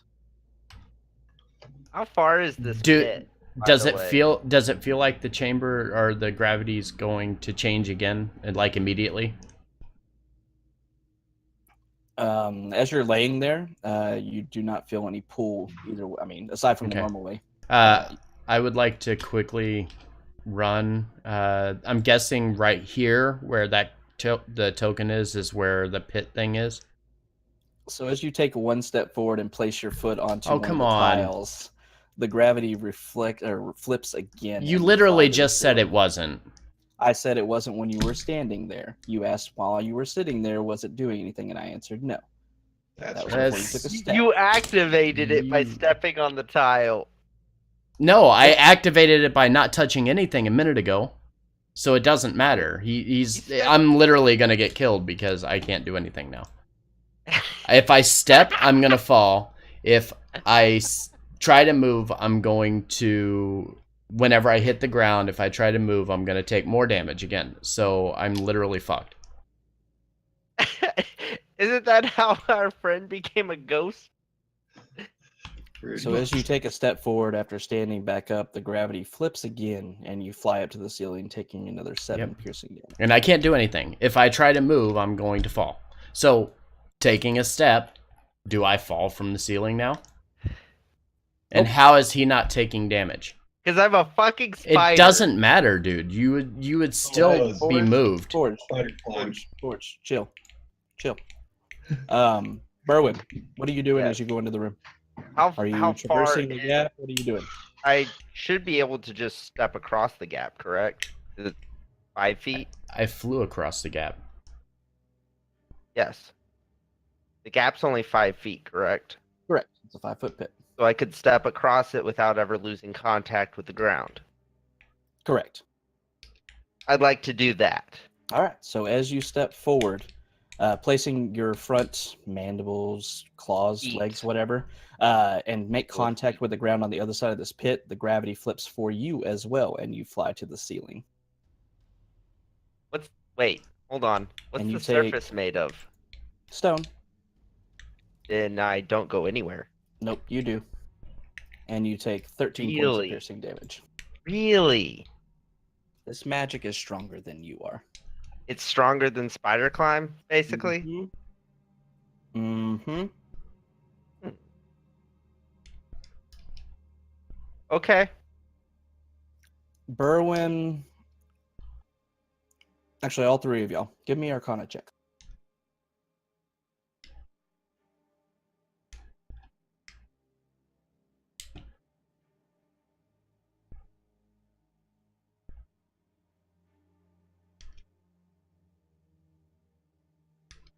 Wow. All three of you, as you're examining the room again, kind of looking around, seeing that stepping anywhere seems to trigger this gravity-defying magic. You look down at the pits once again and see, can't tell exactly what the nature of it is, but you see some kind of shimmering of magic across the pits.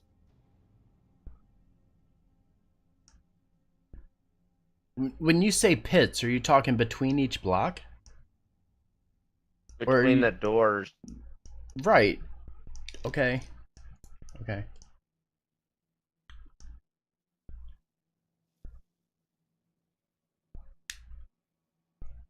There are 4 pits in the room across each doorway. As you're looking at them a little bit closer now, you're seeing that there's a shimmering of magic across the pits. Right. But you said that I was here, and then I got moved over here, and then I got dropped again and went over here. So what's causing me to flip multiple times? That's what Basically, I'm trying to understand. When you entered the room, bypassing the gap, as soon as you got in, the magic activated. You flew to the ceiling. About a minute went by of you trying different things with ball bearings and such. And then after that, you started to stand up again. And about around a minute or so, you dropped to the floor. You landed, drifted a little bit, landed towards the center of the room, wherever, it doesn't matter. As you stood up and began to, as you put it, run across the room. So we'll say you landed here, right? You took a step forward. As soon as you stepped forward, it activated again and you flew to the ceiling. But you said the magic was in the pits. I said there is some magic across the pits.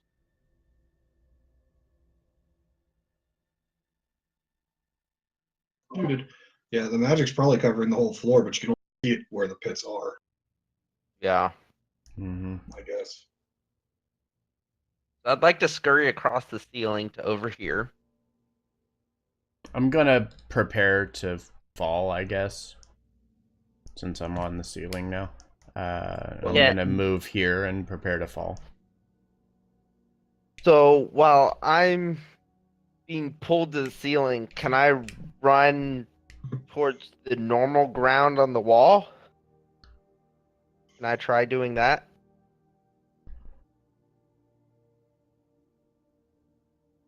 Taquitos. Yeah. Okay. Good. That was a little dry. That one got cooked wrong. Gross. So as you're moving around, you're able to feel that like gravity seems to be flip-flopping. After initially running into walls or into the floor, you're able to move around very briefly until about, once again, a minute goes by, and then the gravity shifts and you were yanked away from whatever surface, either ceiling or floor, and pushed back down the other direction.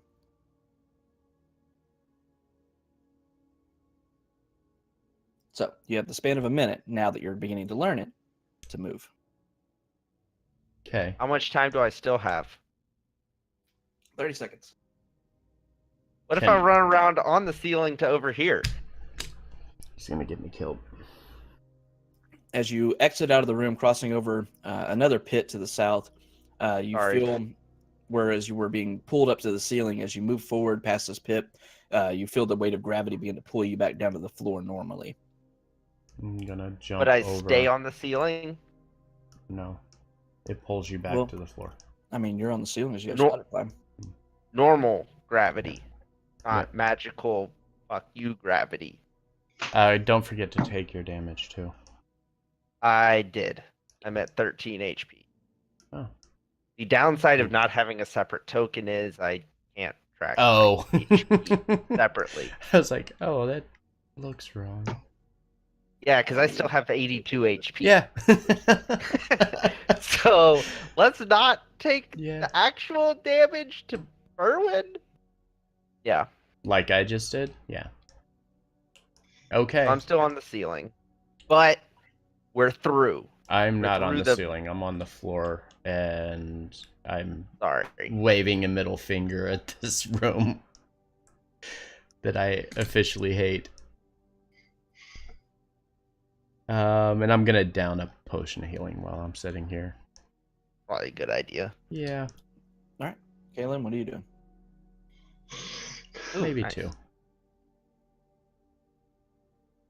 I'll do 2. Ooh, 2 solid rolls. Mm-hmm. Wait, they're 2d4 plus 4, aren't they? Yeah. So it's 4 and 3. Yeah. I will say from your earlier observation, Kaylin, you only see magic over the pits. You don't see any magic showing up, actively showing up in your arcane vision anywhere else in the room. Yeah.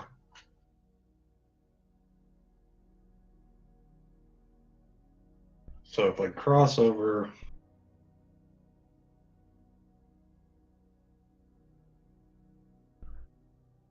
Ooh, it'll flip. but if you jump, you may be able to lessen the damage. Nope. That you know what's coming. No, because I was flying. I wasn't touching the floor. So I Yeah, was she's still prepared for explaining. the flip. Okay. You also didn't prepare yourself for impact. Yeah. That might help, it might not. You don't really know.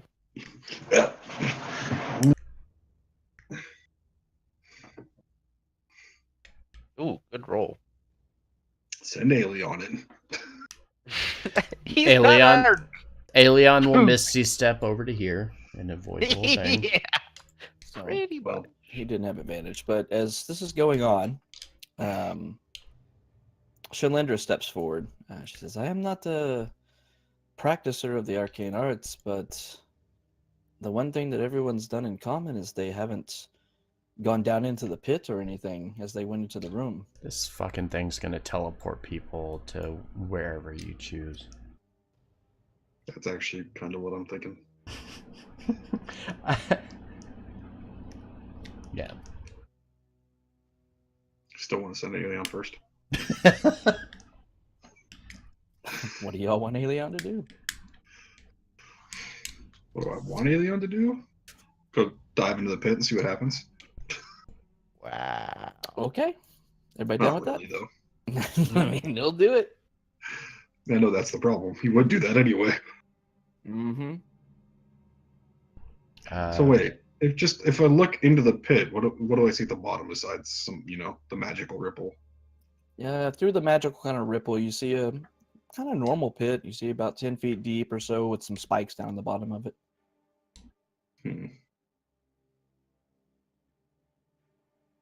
Crossing and activates the magic. There's spikes on the ceiling.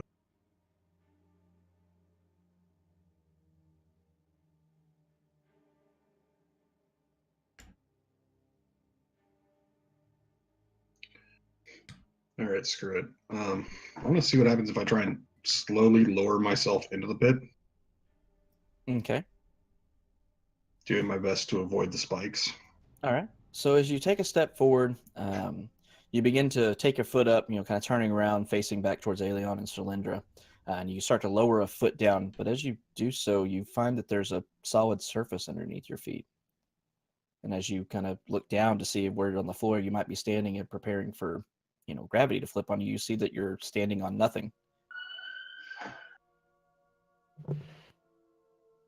And as you test it further, you see that there are invisible surfaces across the pit.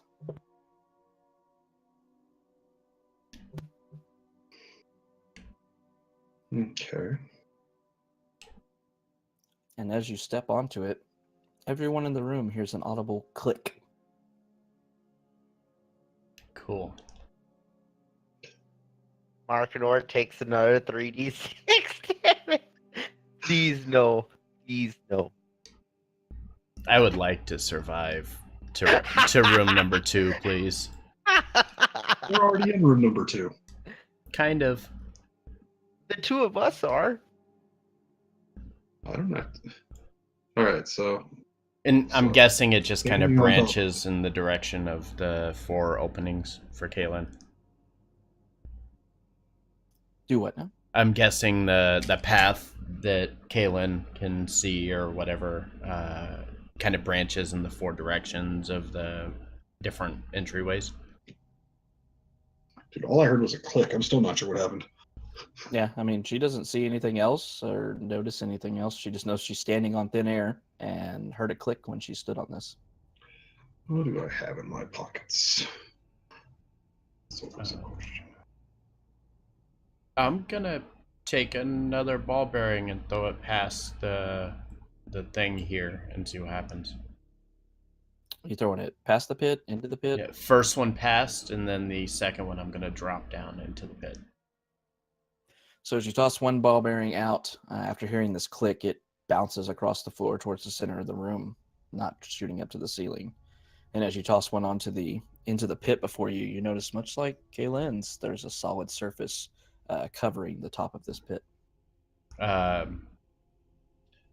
Okay, so what I would want to do is, for now, I'll stay on this surface and send either Aelion or Shalandra across to see if they can get across the room safely as long as someone's standing. Yeah. Shalandra just saw what happened to Berwyn and Markinor, so if you want her to go first, you're gonna need. No, I want Aelion to go first. All right, Aelion will step forward and say, "I'm trusting you on this," and he steps out much like you did and stands on thin air atop this pit, and takes a step forward, and remains on the floor. And All right. as I step forward onto this platform, You fall into the. I'm just kidding. of course I do. Of course I do. You step forward, and much like the others, you find a solid surface. And no click. Nope. Huh. All right, so So I'm guessing whatever that was disengages the trap. like I said, send Aelion across, see if he can get way through the room. So Aelion begins to move across, heading down towards Markinor, and kind of still hastily jumps over the pit. And as he lands on the other side, you all hear another audible click, and then another audible click. I'm gonna move off the platform. I think you have a minute now, Kaylin. Get off the platform, Kaylin. Yeah. I think you Step have off. a minute to get here. Now there's still that ball bearing in the middle of the room. Mm-hmm. Has the clicking stopped? Yeah, it clicked twice more. Okay. I'm gonna take another ball bearing and throw it across. Well, what are the ball bearings in the room currently doing? Are they on the floor? But it's not. They're not Well, moving though. If they haven't moved yet, then Yeah. it might still be safe to go. Mhm. But they have to move for it to reactivate the trap. So throwing a new one across would do that.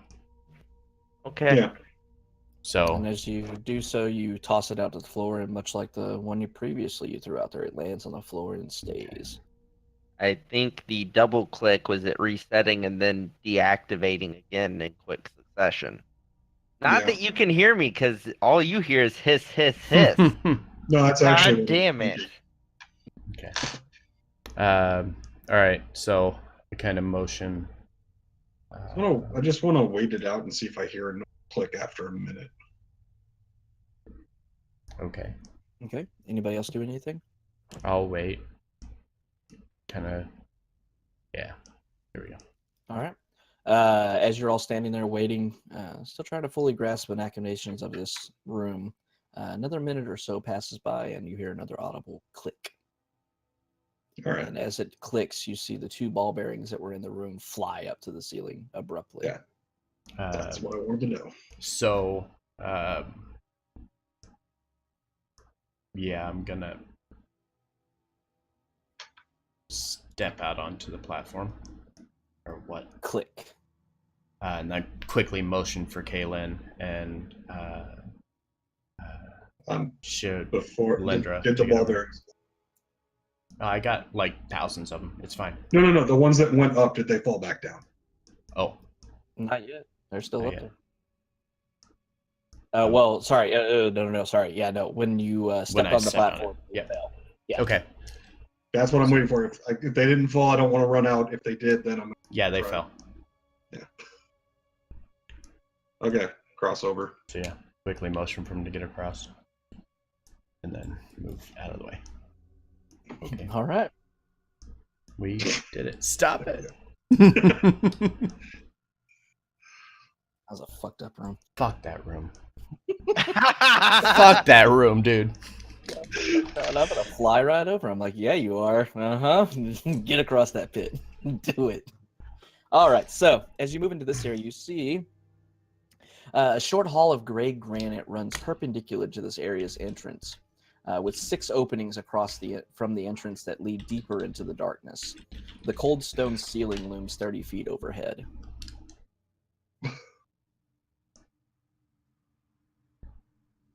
Okay.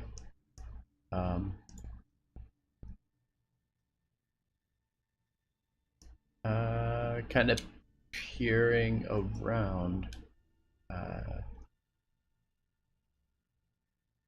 Do I hear anything inside the chamber? Give me a perception check. Okay. I'd like to listen. Do it. Oof. Okay, I got you. You can't talk. Hey. No, but I can perceive and hiss at you. So, Berwin and Kaylin, as you're looking around this room, looking into the darkness, you glance around and don't initially hear or see anything aside from these granite, kind of stone pillars in front of you. But as you're listening a little closer, you hear sounds like scraping of some kind from above you, but not directly above you, just kind of coming up in the air somewhere. And then you hear kind of a popping noise. And then you hear it again. You heard it off kind of to the southeast before. Now you hear it kind of scrambling around to the southwest. So it's kind of like a pop. It was like kind of scratching, like you would expect something scratching on stone, and then Mhm. a kind of an audible plop, and then shortly thereafter you heard the scratching from another place. Question. You said it's Like- up towards the ceiling. Like metal on stone or something softer than metal? Hard to tell. Okay. Did it sound like it was Fair. coming from above us, like the ceiling? Yeah. It's not Ceiling. me. Big ceiling. I mean, it's up fine. where. Are you still on the ceiling, Berwin? Yes. Okay. How high is the ceiling, by the way? 30 feet. Okay. And I don't hear anything. I'm slowly gonna start walking Oh, I and fucked it up. Shit. Okay. Hmm? 1 second.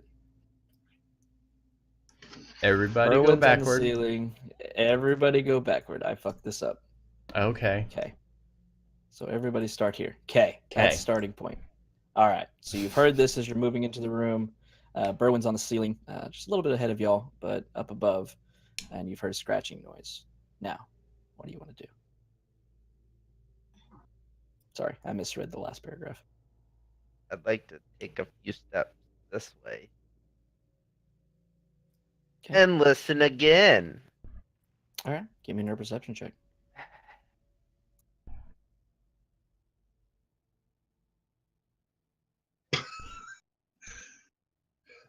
Yeah, you could have swore you heard it over to your southwest, but you don't hear it now.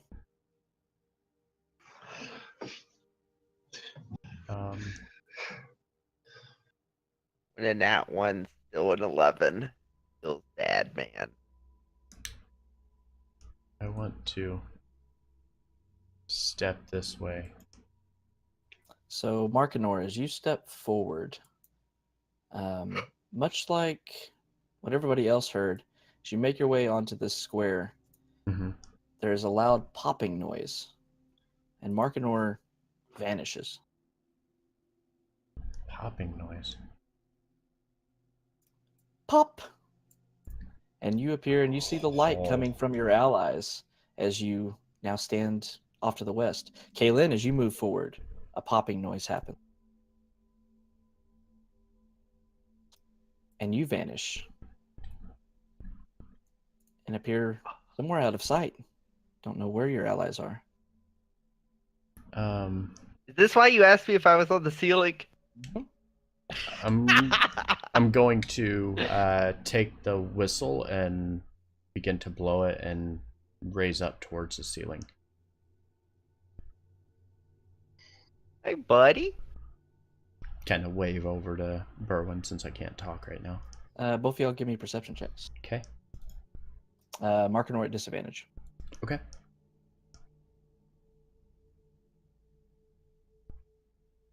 Hey, hey.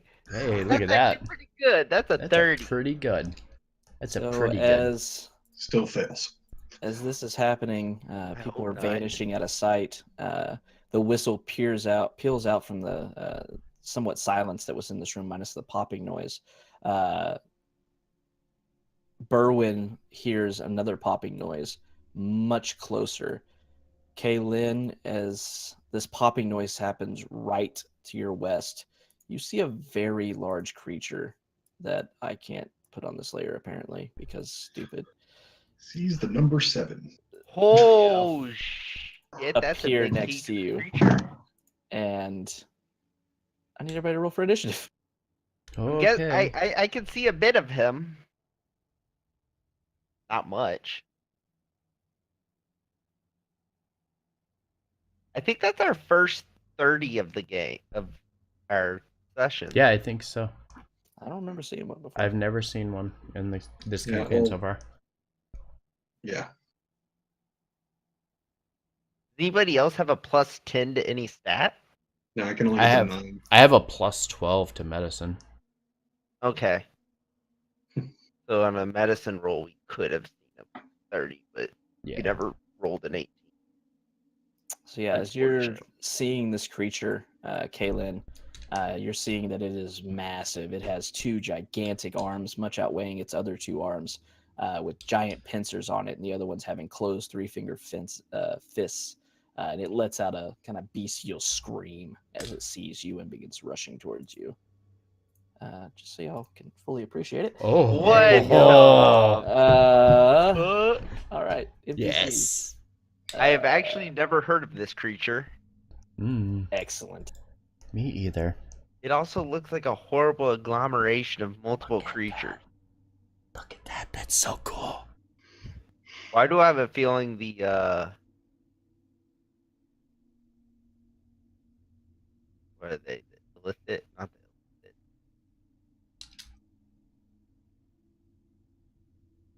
Brainy on the dock.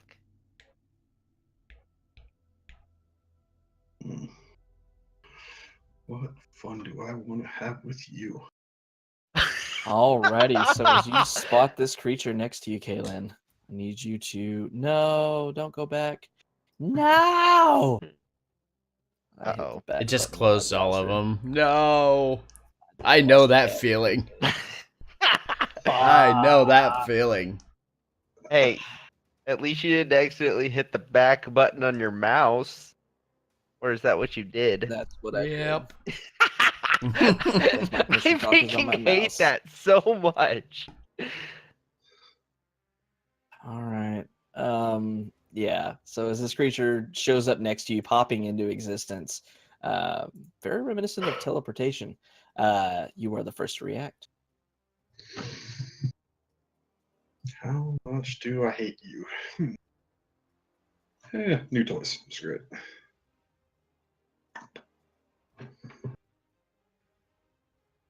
Intercast Innovation. Oh, what does that do? DC 18 deck save. And a bunch of necrotic.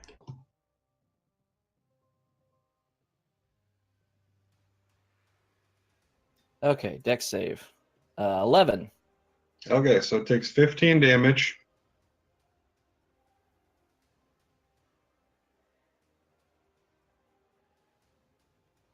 You can use your action. My game back 7.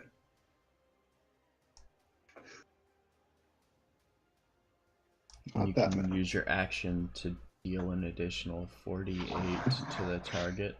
What's the range on that? 60 feet. Gee, that's pretty good. That is. Yeah. Okay.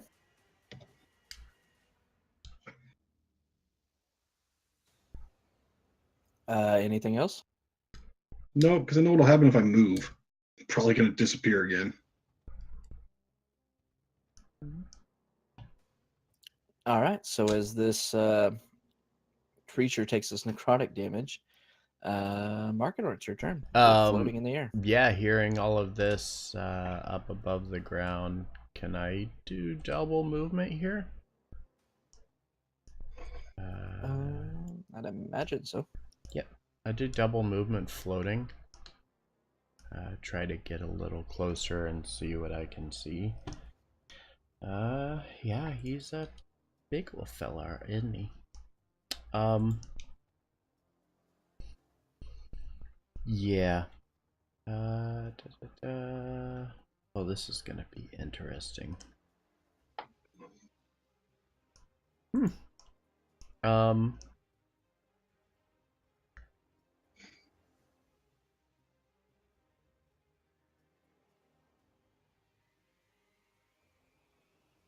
I think that's all I'm gonna be able to do right now.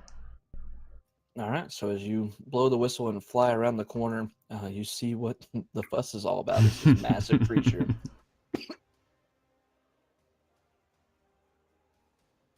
Oh, I'm choking.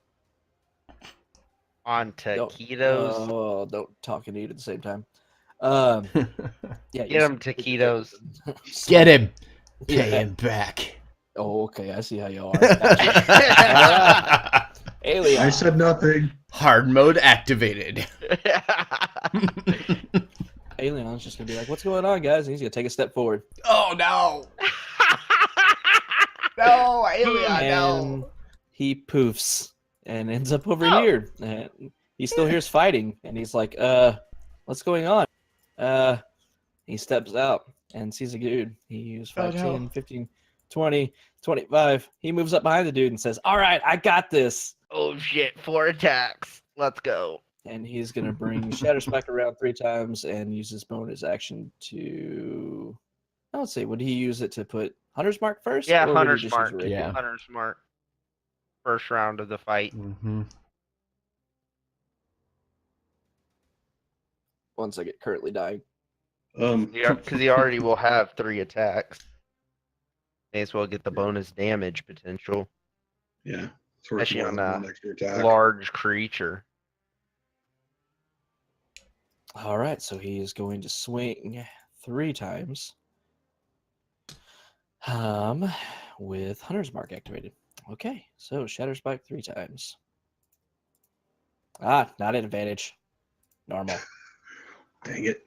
1, 2, 3. All right. Wait, you can't just take a 9, 18, and 17? I mean, I could have. Either way. Only one's going to hit, so... Or wait, no, 2 are hit. Yeah, we'll do the 9, 17. So 9.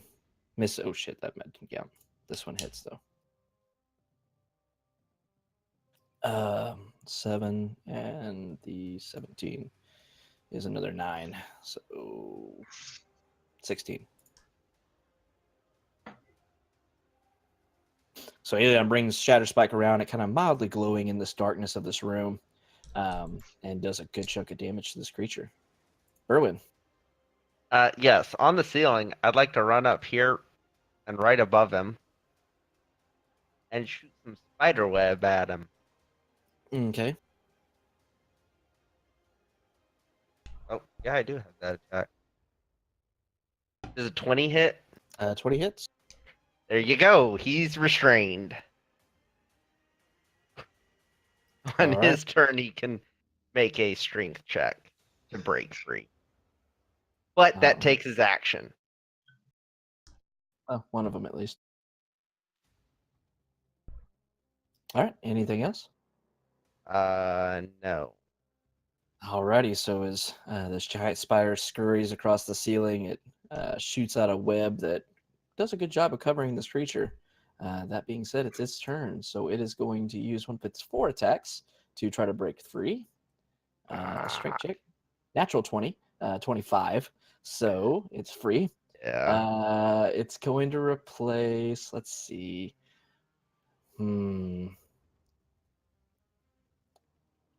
this thing's intelligent as fuck. Yeah, no, it's going to turn towards Kaylin and cast a spell. Oh, Oh, shit. that's Kaylin, I need a wisdom saving throw from you, please. Meh. Oh, we'll see. Honk. Honk. Counterspell. Okay. It's not 3rd level or lower, so I'll need a It's a 5th level or lower. 5th level. Did you cast? Oh, cast right. at fifth Because level. Warlock. Everything I cast is 5th level. Okay. Yeah. So as this thing attempts to confuse you, you are able to counter the spell and unweave the magic that it was trying to weave together. And that's a 1 each day for it. So it's going to turn around to Alien and use its final 2 attacks. Pincers, yeah. So it's going to bring the heavy pincers around at Alien. 27 and 24. Oh, Ouch. God. Fuck off. Okay, I need you to move. Yep, that's fine. Oh, God, okay. 1 second. We have a new development. Uh-oh. Alien unconscious. He just DM'd me on Discord. Hey, is it too late to get in? I'm like, no, get in here. I'm killing you. Please. No. Hi, Alien. Hi, Alien. Hi. I'm Yeah. so sorry I'm so late. You're not dead yet. Yeah, Oh, But that's you're good. about to be. You're I'll do what I about to can. be though. I gotta get a calculator 1 second. Oh, it's that high. Okay. Oh, Ran out of fingers and toes. did I come just in time to die? You did. Pretty Oh. much. So I'm alright with close. They all get signed off on the way that I was playing you, so just keep that in mind. Oh god. I mean, yeah. We'd expect this thing to turn around and whack you twice with heavy pinchers and do like 40 damage in a turn. Oh god. So as Alien attempts to brace against these 2 pincers as this thing rakes around and just claws into him, he takes 34 points of bludgeoning damage. I was close. Oh. I was close. Hey, you're not dead yet. He's not dead. He does not look good though. All right. Nope. Yeah. I'll try to give you an update once you get to the game of what exactly is going on. So Shalindra is next, so she is going to step on forward into the room, and Poof. God dang it. and she is now way the hell down here, and I just- attempts to start running. moved Oh myself no. back where I was. Yeah, it's all good. I just can't click on multiple tokens. Yep.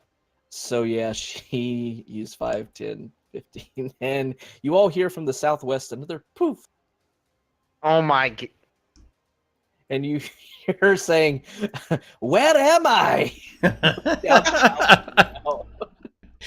Oh. That's the movement. Kaylin. Well, since I haven't done anything else that required an action, Damn. 17 more damage automatically. Oh yeah, All because right. it doesn't get a save anymore. Nope. It already failed. Nope, That's- you don't knock me out of it. I got 10 rounds of that shit. It's yeah. All right. Anything else? This is No, still gonna stay there. All right. So as this thing. yeah. So as this thing is no longer restrained, actually, Not is yet. standing there wailing on Aeon. Kaylin reaffirms her psychic connection with it and does more necrotic damage to it. Markinor. I'm going to fly over to here and then drop down to the Doink. floor. Okay. I didn't teleport. No. Okay, cool. That was what I was afraid of. I was like, I've got to land because I can't cast a fucking spell until I'm on the ground. Because every spell requires vocal. Okay. That's something. I'm going to cast. Oh, sorry. I didn't mean to roll that yet. It's all good. You blew the good 6. Yeah. Fuck. Okay, so for a bonus, is it bonus I want to do here? Yes, I think so. Yeah, for my bonus action, I'm going to cast Healing Word for Aeon, doing 5 healing. And then I'm going to also cast, as my action, Warding Bond on him.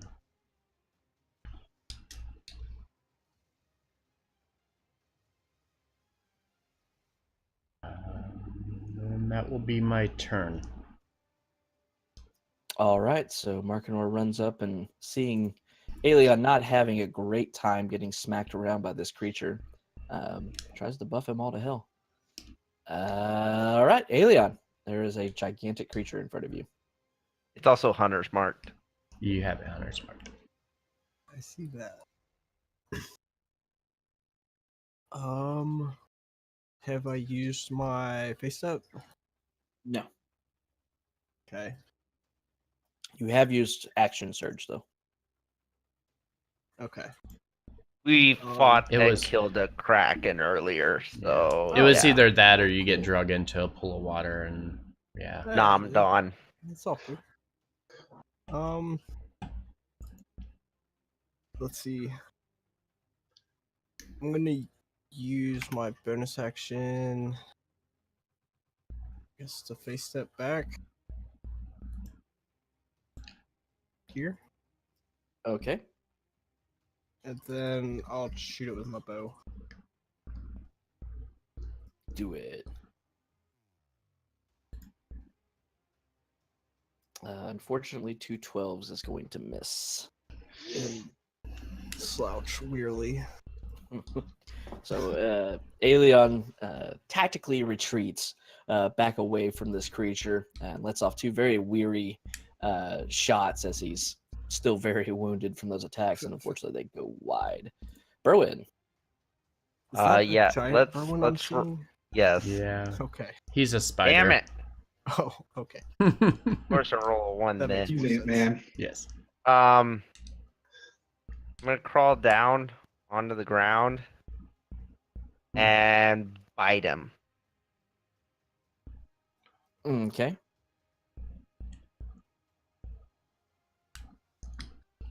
17 hit. 17 hits. 11 piercing, DC 11 con save. 18. So he takes, what is it? Seven. Six. Or Six sorry. poison. Six Yes. poison. So the 17 17. total damage. All right. Anything else? Damn, spider bites are. Pretty beefy. No, that's it. All right. So as you lunge out, sinking your little mandibles into this creature, does a good chunk of damage. You see the poison doesn't really flow into its body. Its constitution able to fight it off. This creature is, let's see. What's this do? Oh shit! Oh Jesus. Okay.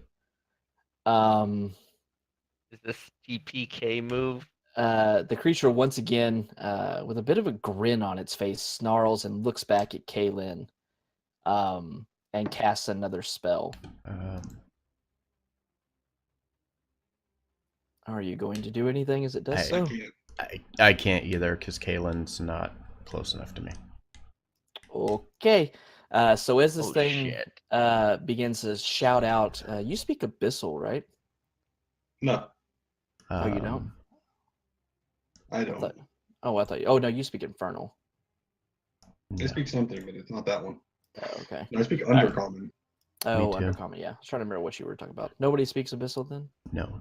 No. Okay. All right. So, Kaylin, you feel this presence enter into your mind and begin shouting words at you, and as it does so, you feel your entire body unable to move, and you are now stunned. I don't know what to. Yeah, I'll just throw something on you.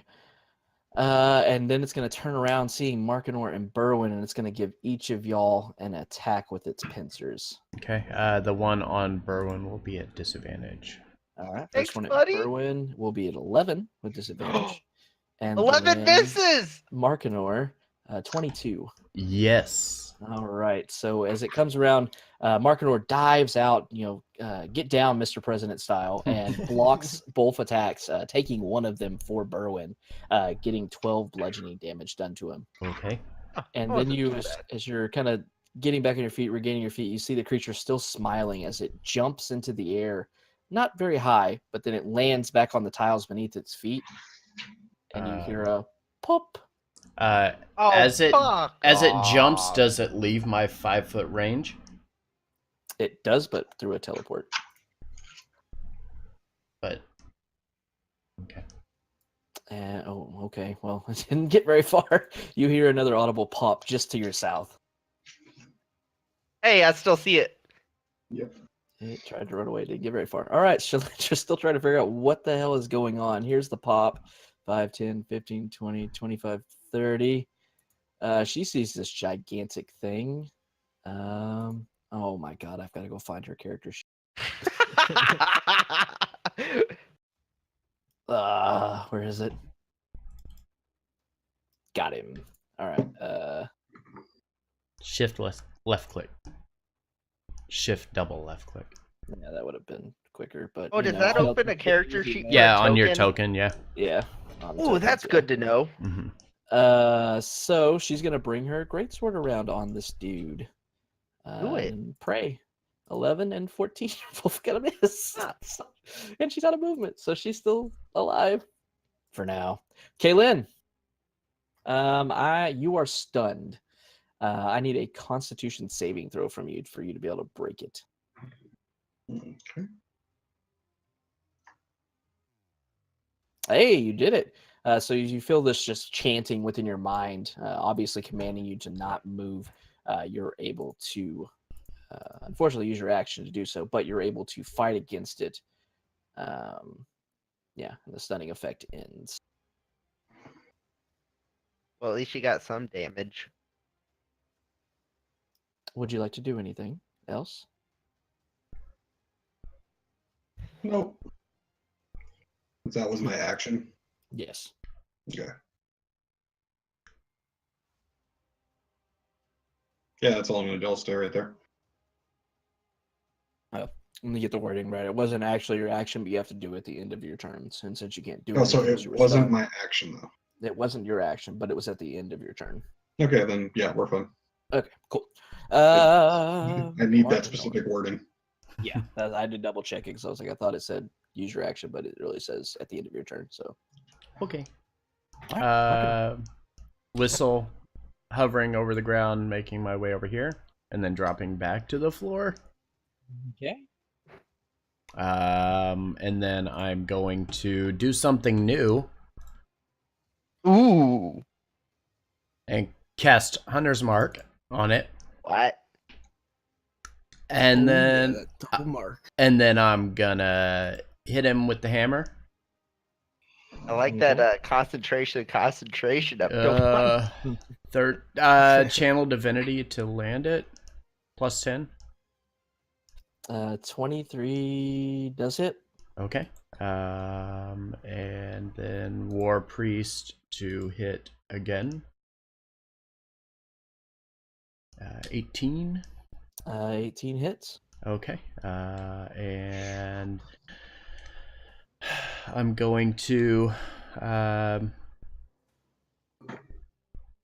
yeah, why not? I'm gonna Divine Smite the second one. Yeah. So here's the first one. Fucking ones on Hunter's Mark. 24 and let's just at first level. Divine Smite.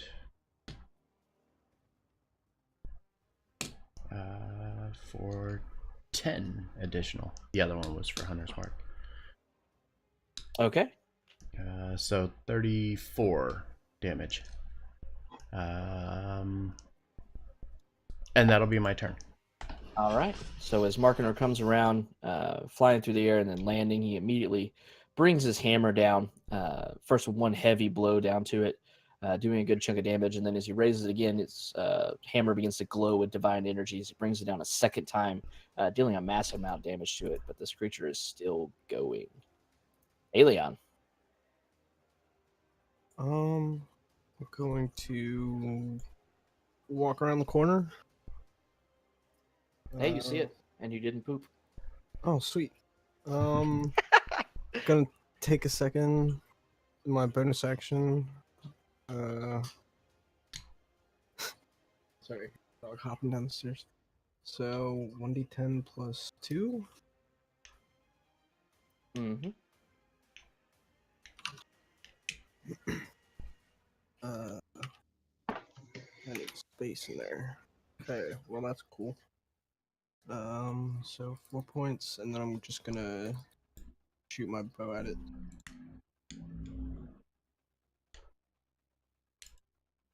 First hits.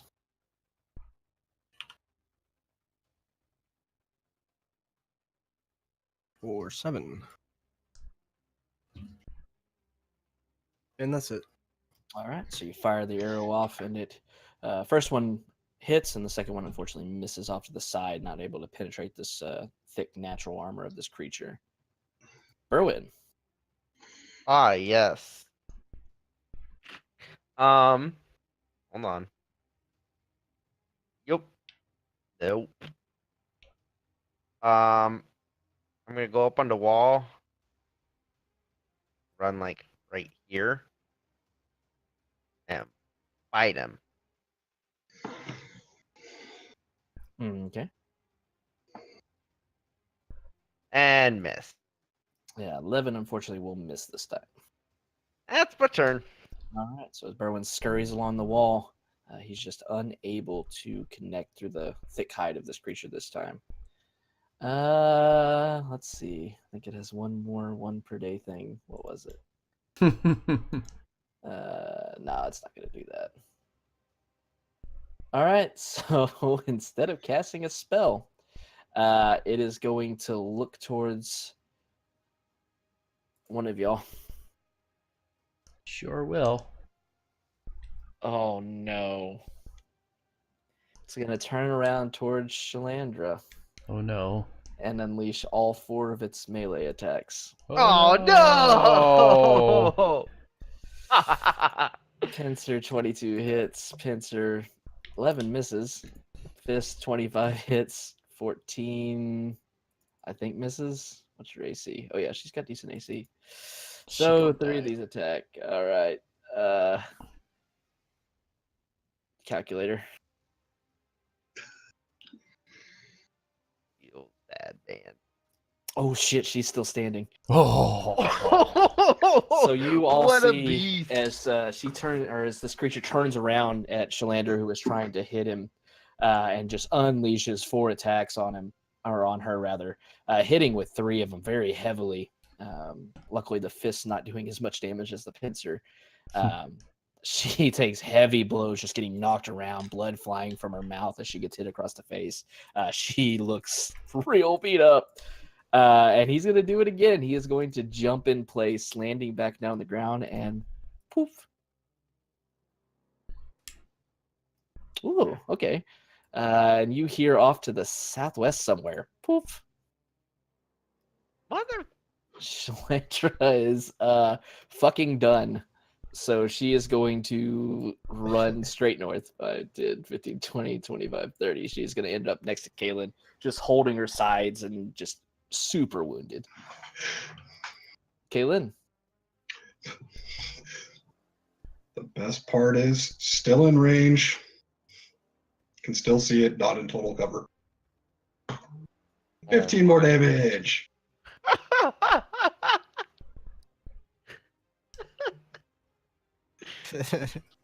Huh, that is still in line of sight. That is interesting.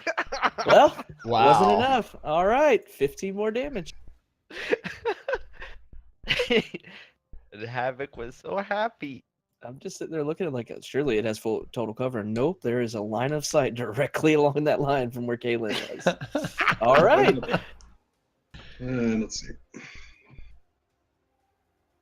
Now that I'm back to full health too. Oh my! Yeah, this Yep. spell is great. Just gonna step a little bit closer. Just right there. I'm sorry. Nope. There. Yeah, just one step forward. Okay, as you take a step forward God and dang step it! on another 5-foot square. You poof back up to the northwest. Poof. Hey, finally. You see the door again. I'm out. Markinor. Grabbing the whistle. Back in the air I go. Yeah, I can see him. I'm gonna hover and just fire with the crossbow. Okay. 13.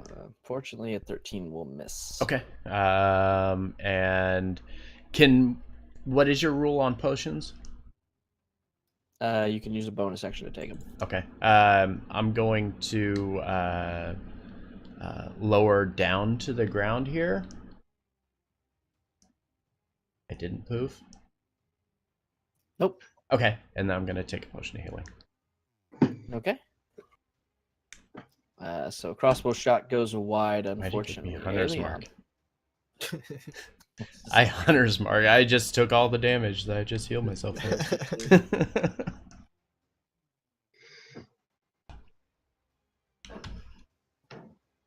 What you doing, Alien? Oh, sorry. It's not. I'm gonna take a couple steps towards Berwin here. Okay. Nothing happens. Okay. I still don't see, dude. I'm scared. What, 10 feet? Alright. I'll just. How about moving up more towards Markinor? I think you can kind of see him where you are now. Yeah. Yeah. I was just wondering if I poof still. Nope, still good. Okay. Then I'll shoot him. Pew pew. First pew misses, second one hits.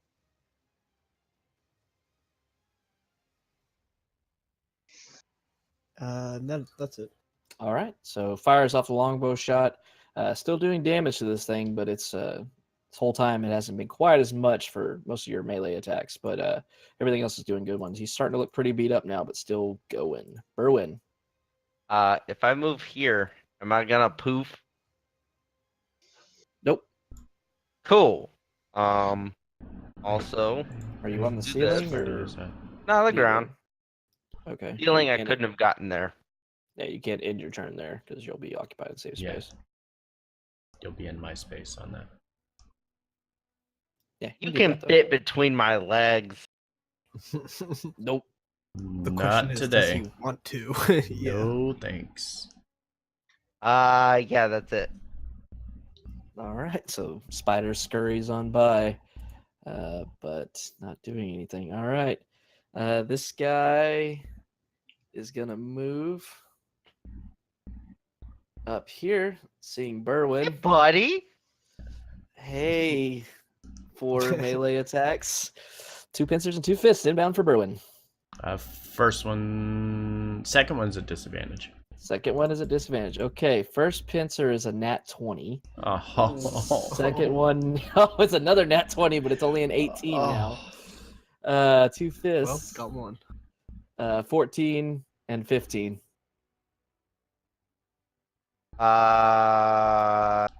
The 2 fists won't hit. I'm sure AC is a spider. 16. Oh, okay. All right. So yeah, 18's gonna hit those. So 1 second while I math. Yes, but it's not a nat 20. It is That's not. it. I at It is least not. It saved is- you from 2 in a row.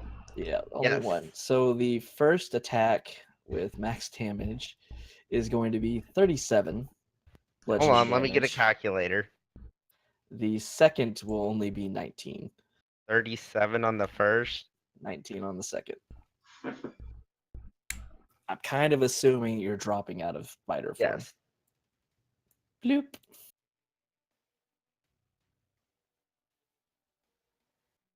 What was the second hit? 19.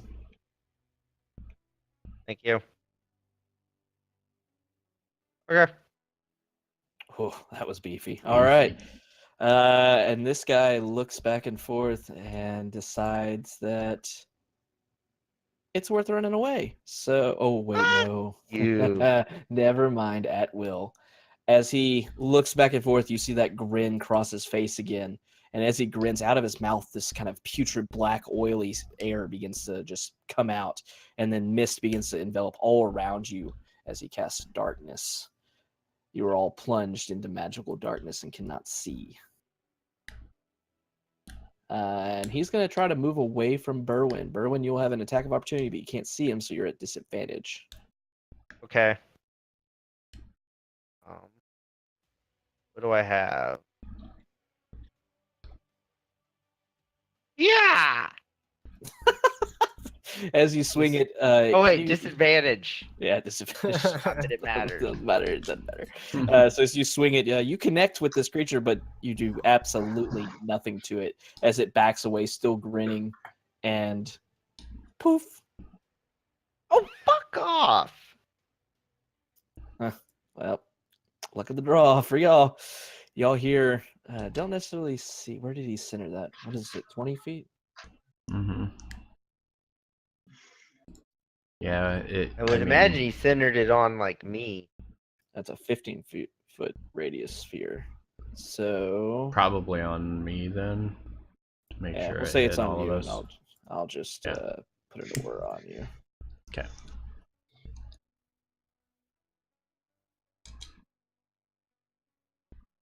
So yeah, y'all hear another poof up to your northeast, but you can't see him. Unsurprisingly, Shalindra is still running away. 5, 10, 15, 20. Oh, shit. Well, logically, she's going to turn back towards the door and poof. Oh, shit. Motherfucker. God damn. Where is she? right next to it. Oh no! That's that's some bad unfortunate. luck. But she says, "Fuck it." She's not gonna go out without a fight. She's a fighter. She brings out her large crossbow, her heavy crossbow, and fires off and misses. Damn it! Oh All no. right. And Kaylin. Since somehow I've seen none of this and don't know what the hell's going on, just gonna start. I kind of heard that twang of a crossbow shot somewhere to my south, something or other. Yeah, I'm someone. gonna move this way. 5, 10, 15, 20, 30.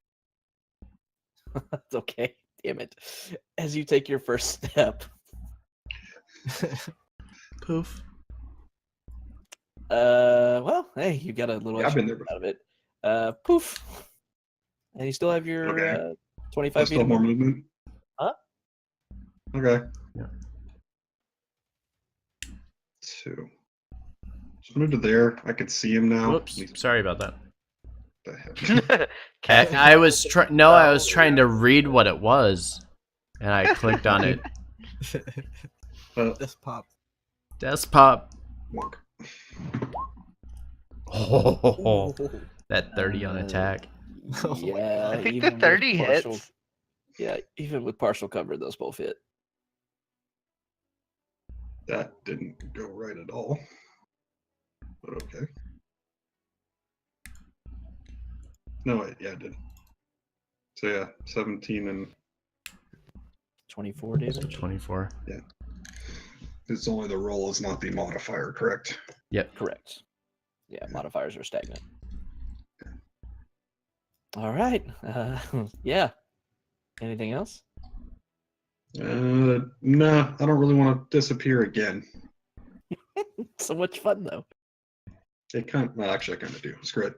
I'm gonna step over a little further. And as you do so, poof, and you appear here. All right. I As see you a can giant pool of see- darkness. Yeah, do. you just see a pool of darkness. That's all you see. And Markinor. Hearing everything going on northeast of me, I'm going to grab the whistle again and fly back where I was before and land here. Okay. Uh, It's like he's barely standing. okay. Hammer.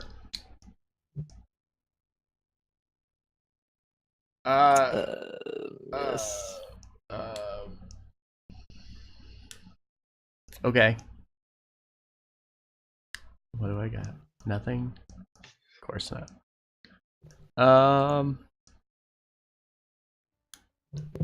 Wait. What is that requirement? Hold on.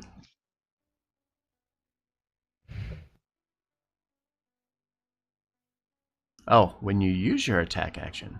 Okay, I'm gonna use War Priest and attack again then. Okay. I want to make sure that's what it said. Ooh, 21. Hey, 21 hits this time. Yeah. For 12 bludgeoning damage. And you can give me some narration as you finish off this creature. Hey, Yes! we killed it. So, hearing everything going on to the northeast here, and hearing a crossbow, and then knowing two of my friends are right beside me, and Kaylin doesn't use crossbows, I assumed it's the other lady, and I quickly try to respond by going up to where I hear the noise. And as soon as I get out of the darkness, I see this beast in front of me and just smack it in the back of the head with the warhammer, and just feel it. As I go for the first one, it misses, and bring the second one around, and when it hits, it kind of knocks him forward, and like he lands like 5 feet away from the girl, at like his snout like on the ground and blood pouring from his mouth. Jeez. And he dead.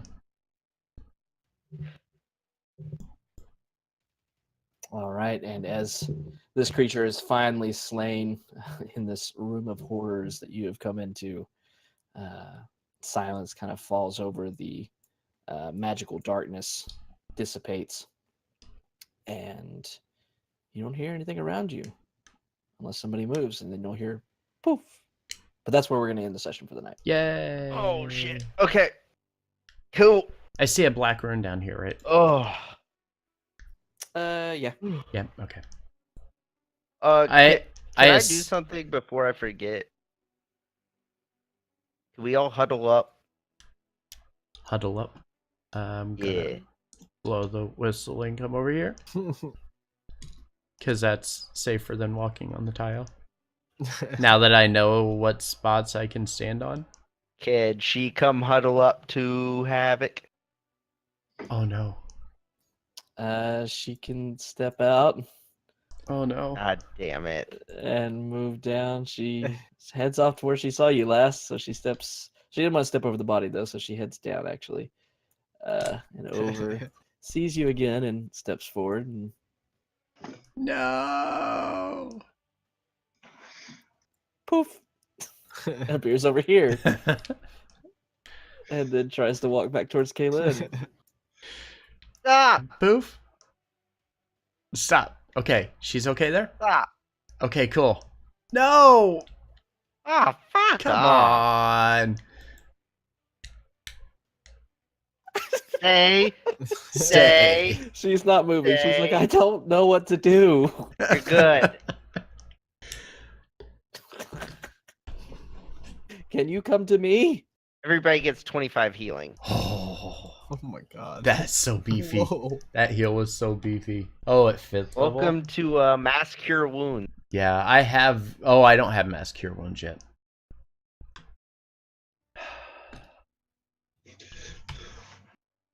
Oh, that feels so good. The freaking 30-foot sphere, too. Yeah. Kalen's like, "What'd you do?" I didn't feel anything. Just stare at Kaylin blankly. Yep. Mm-hmm.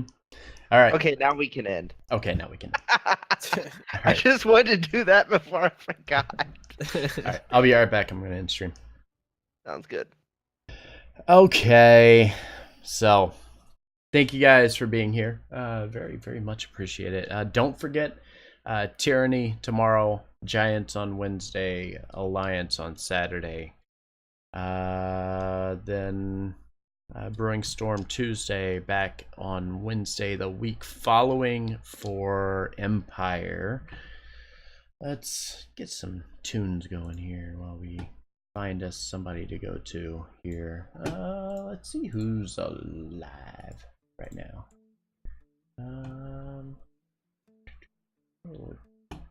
Oh, they're doing the D&D thing still. Let's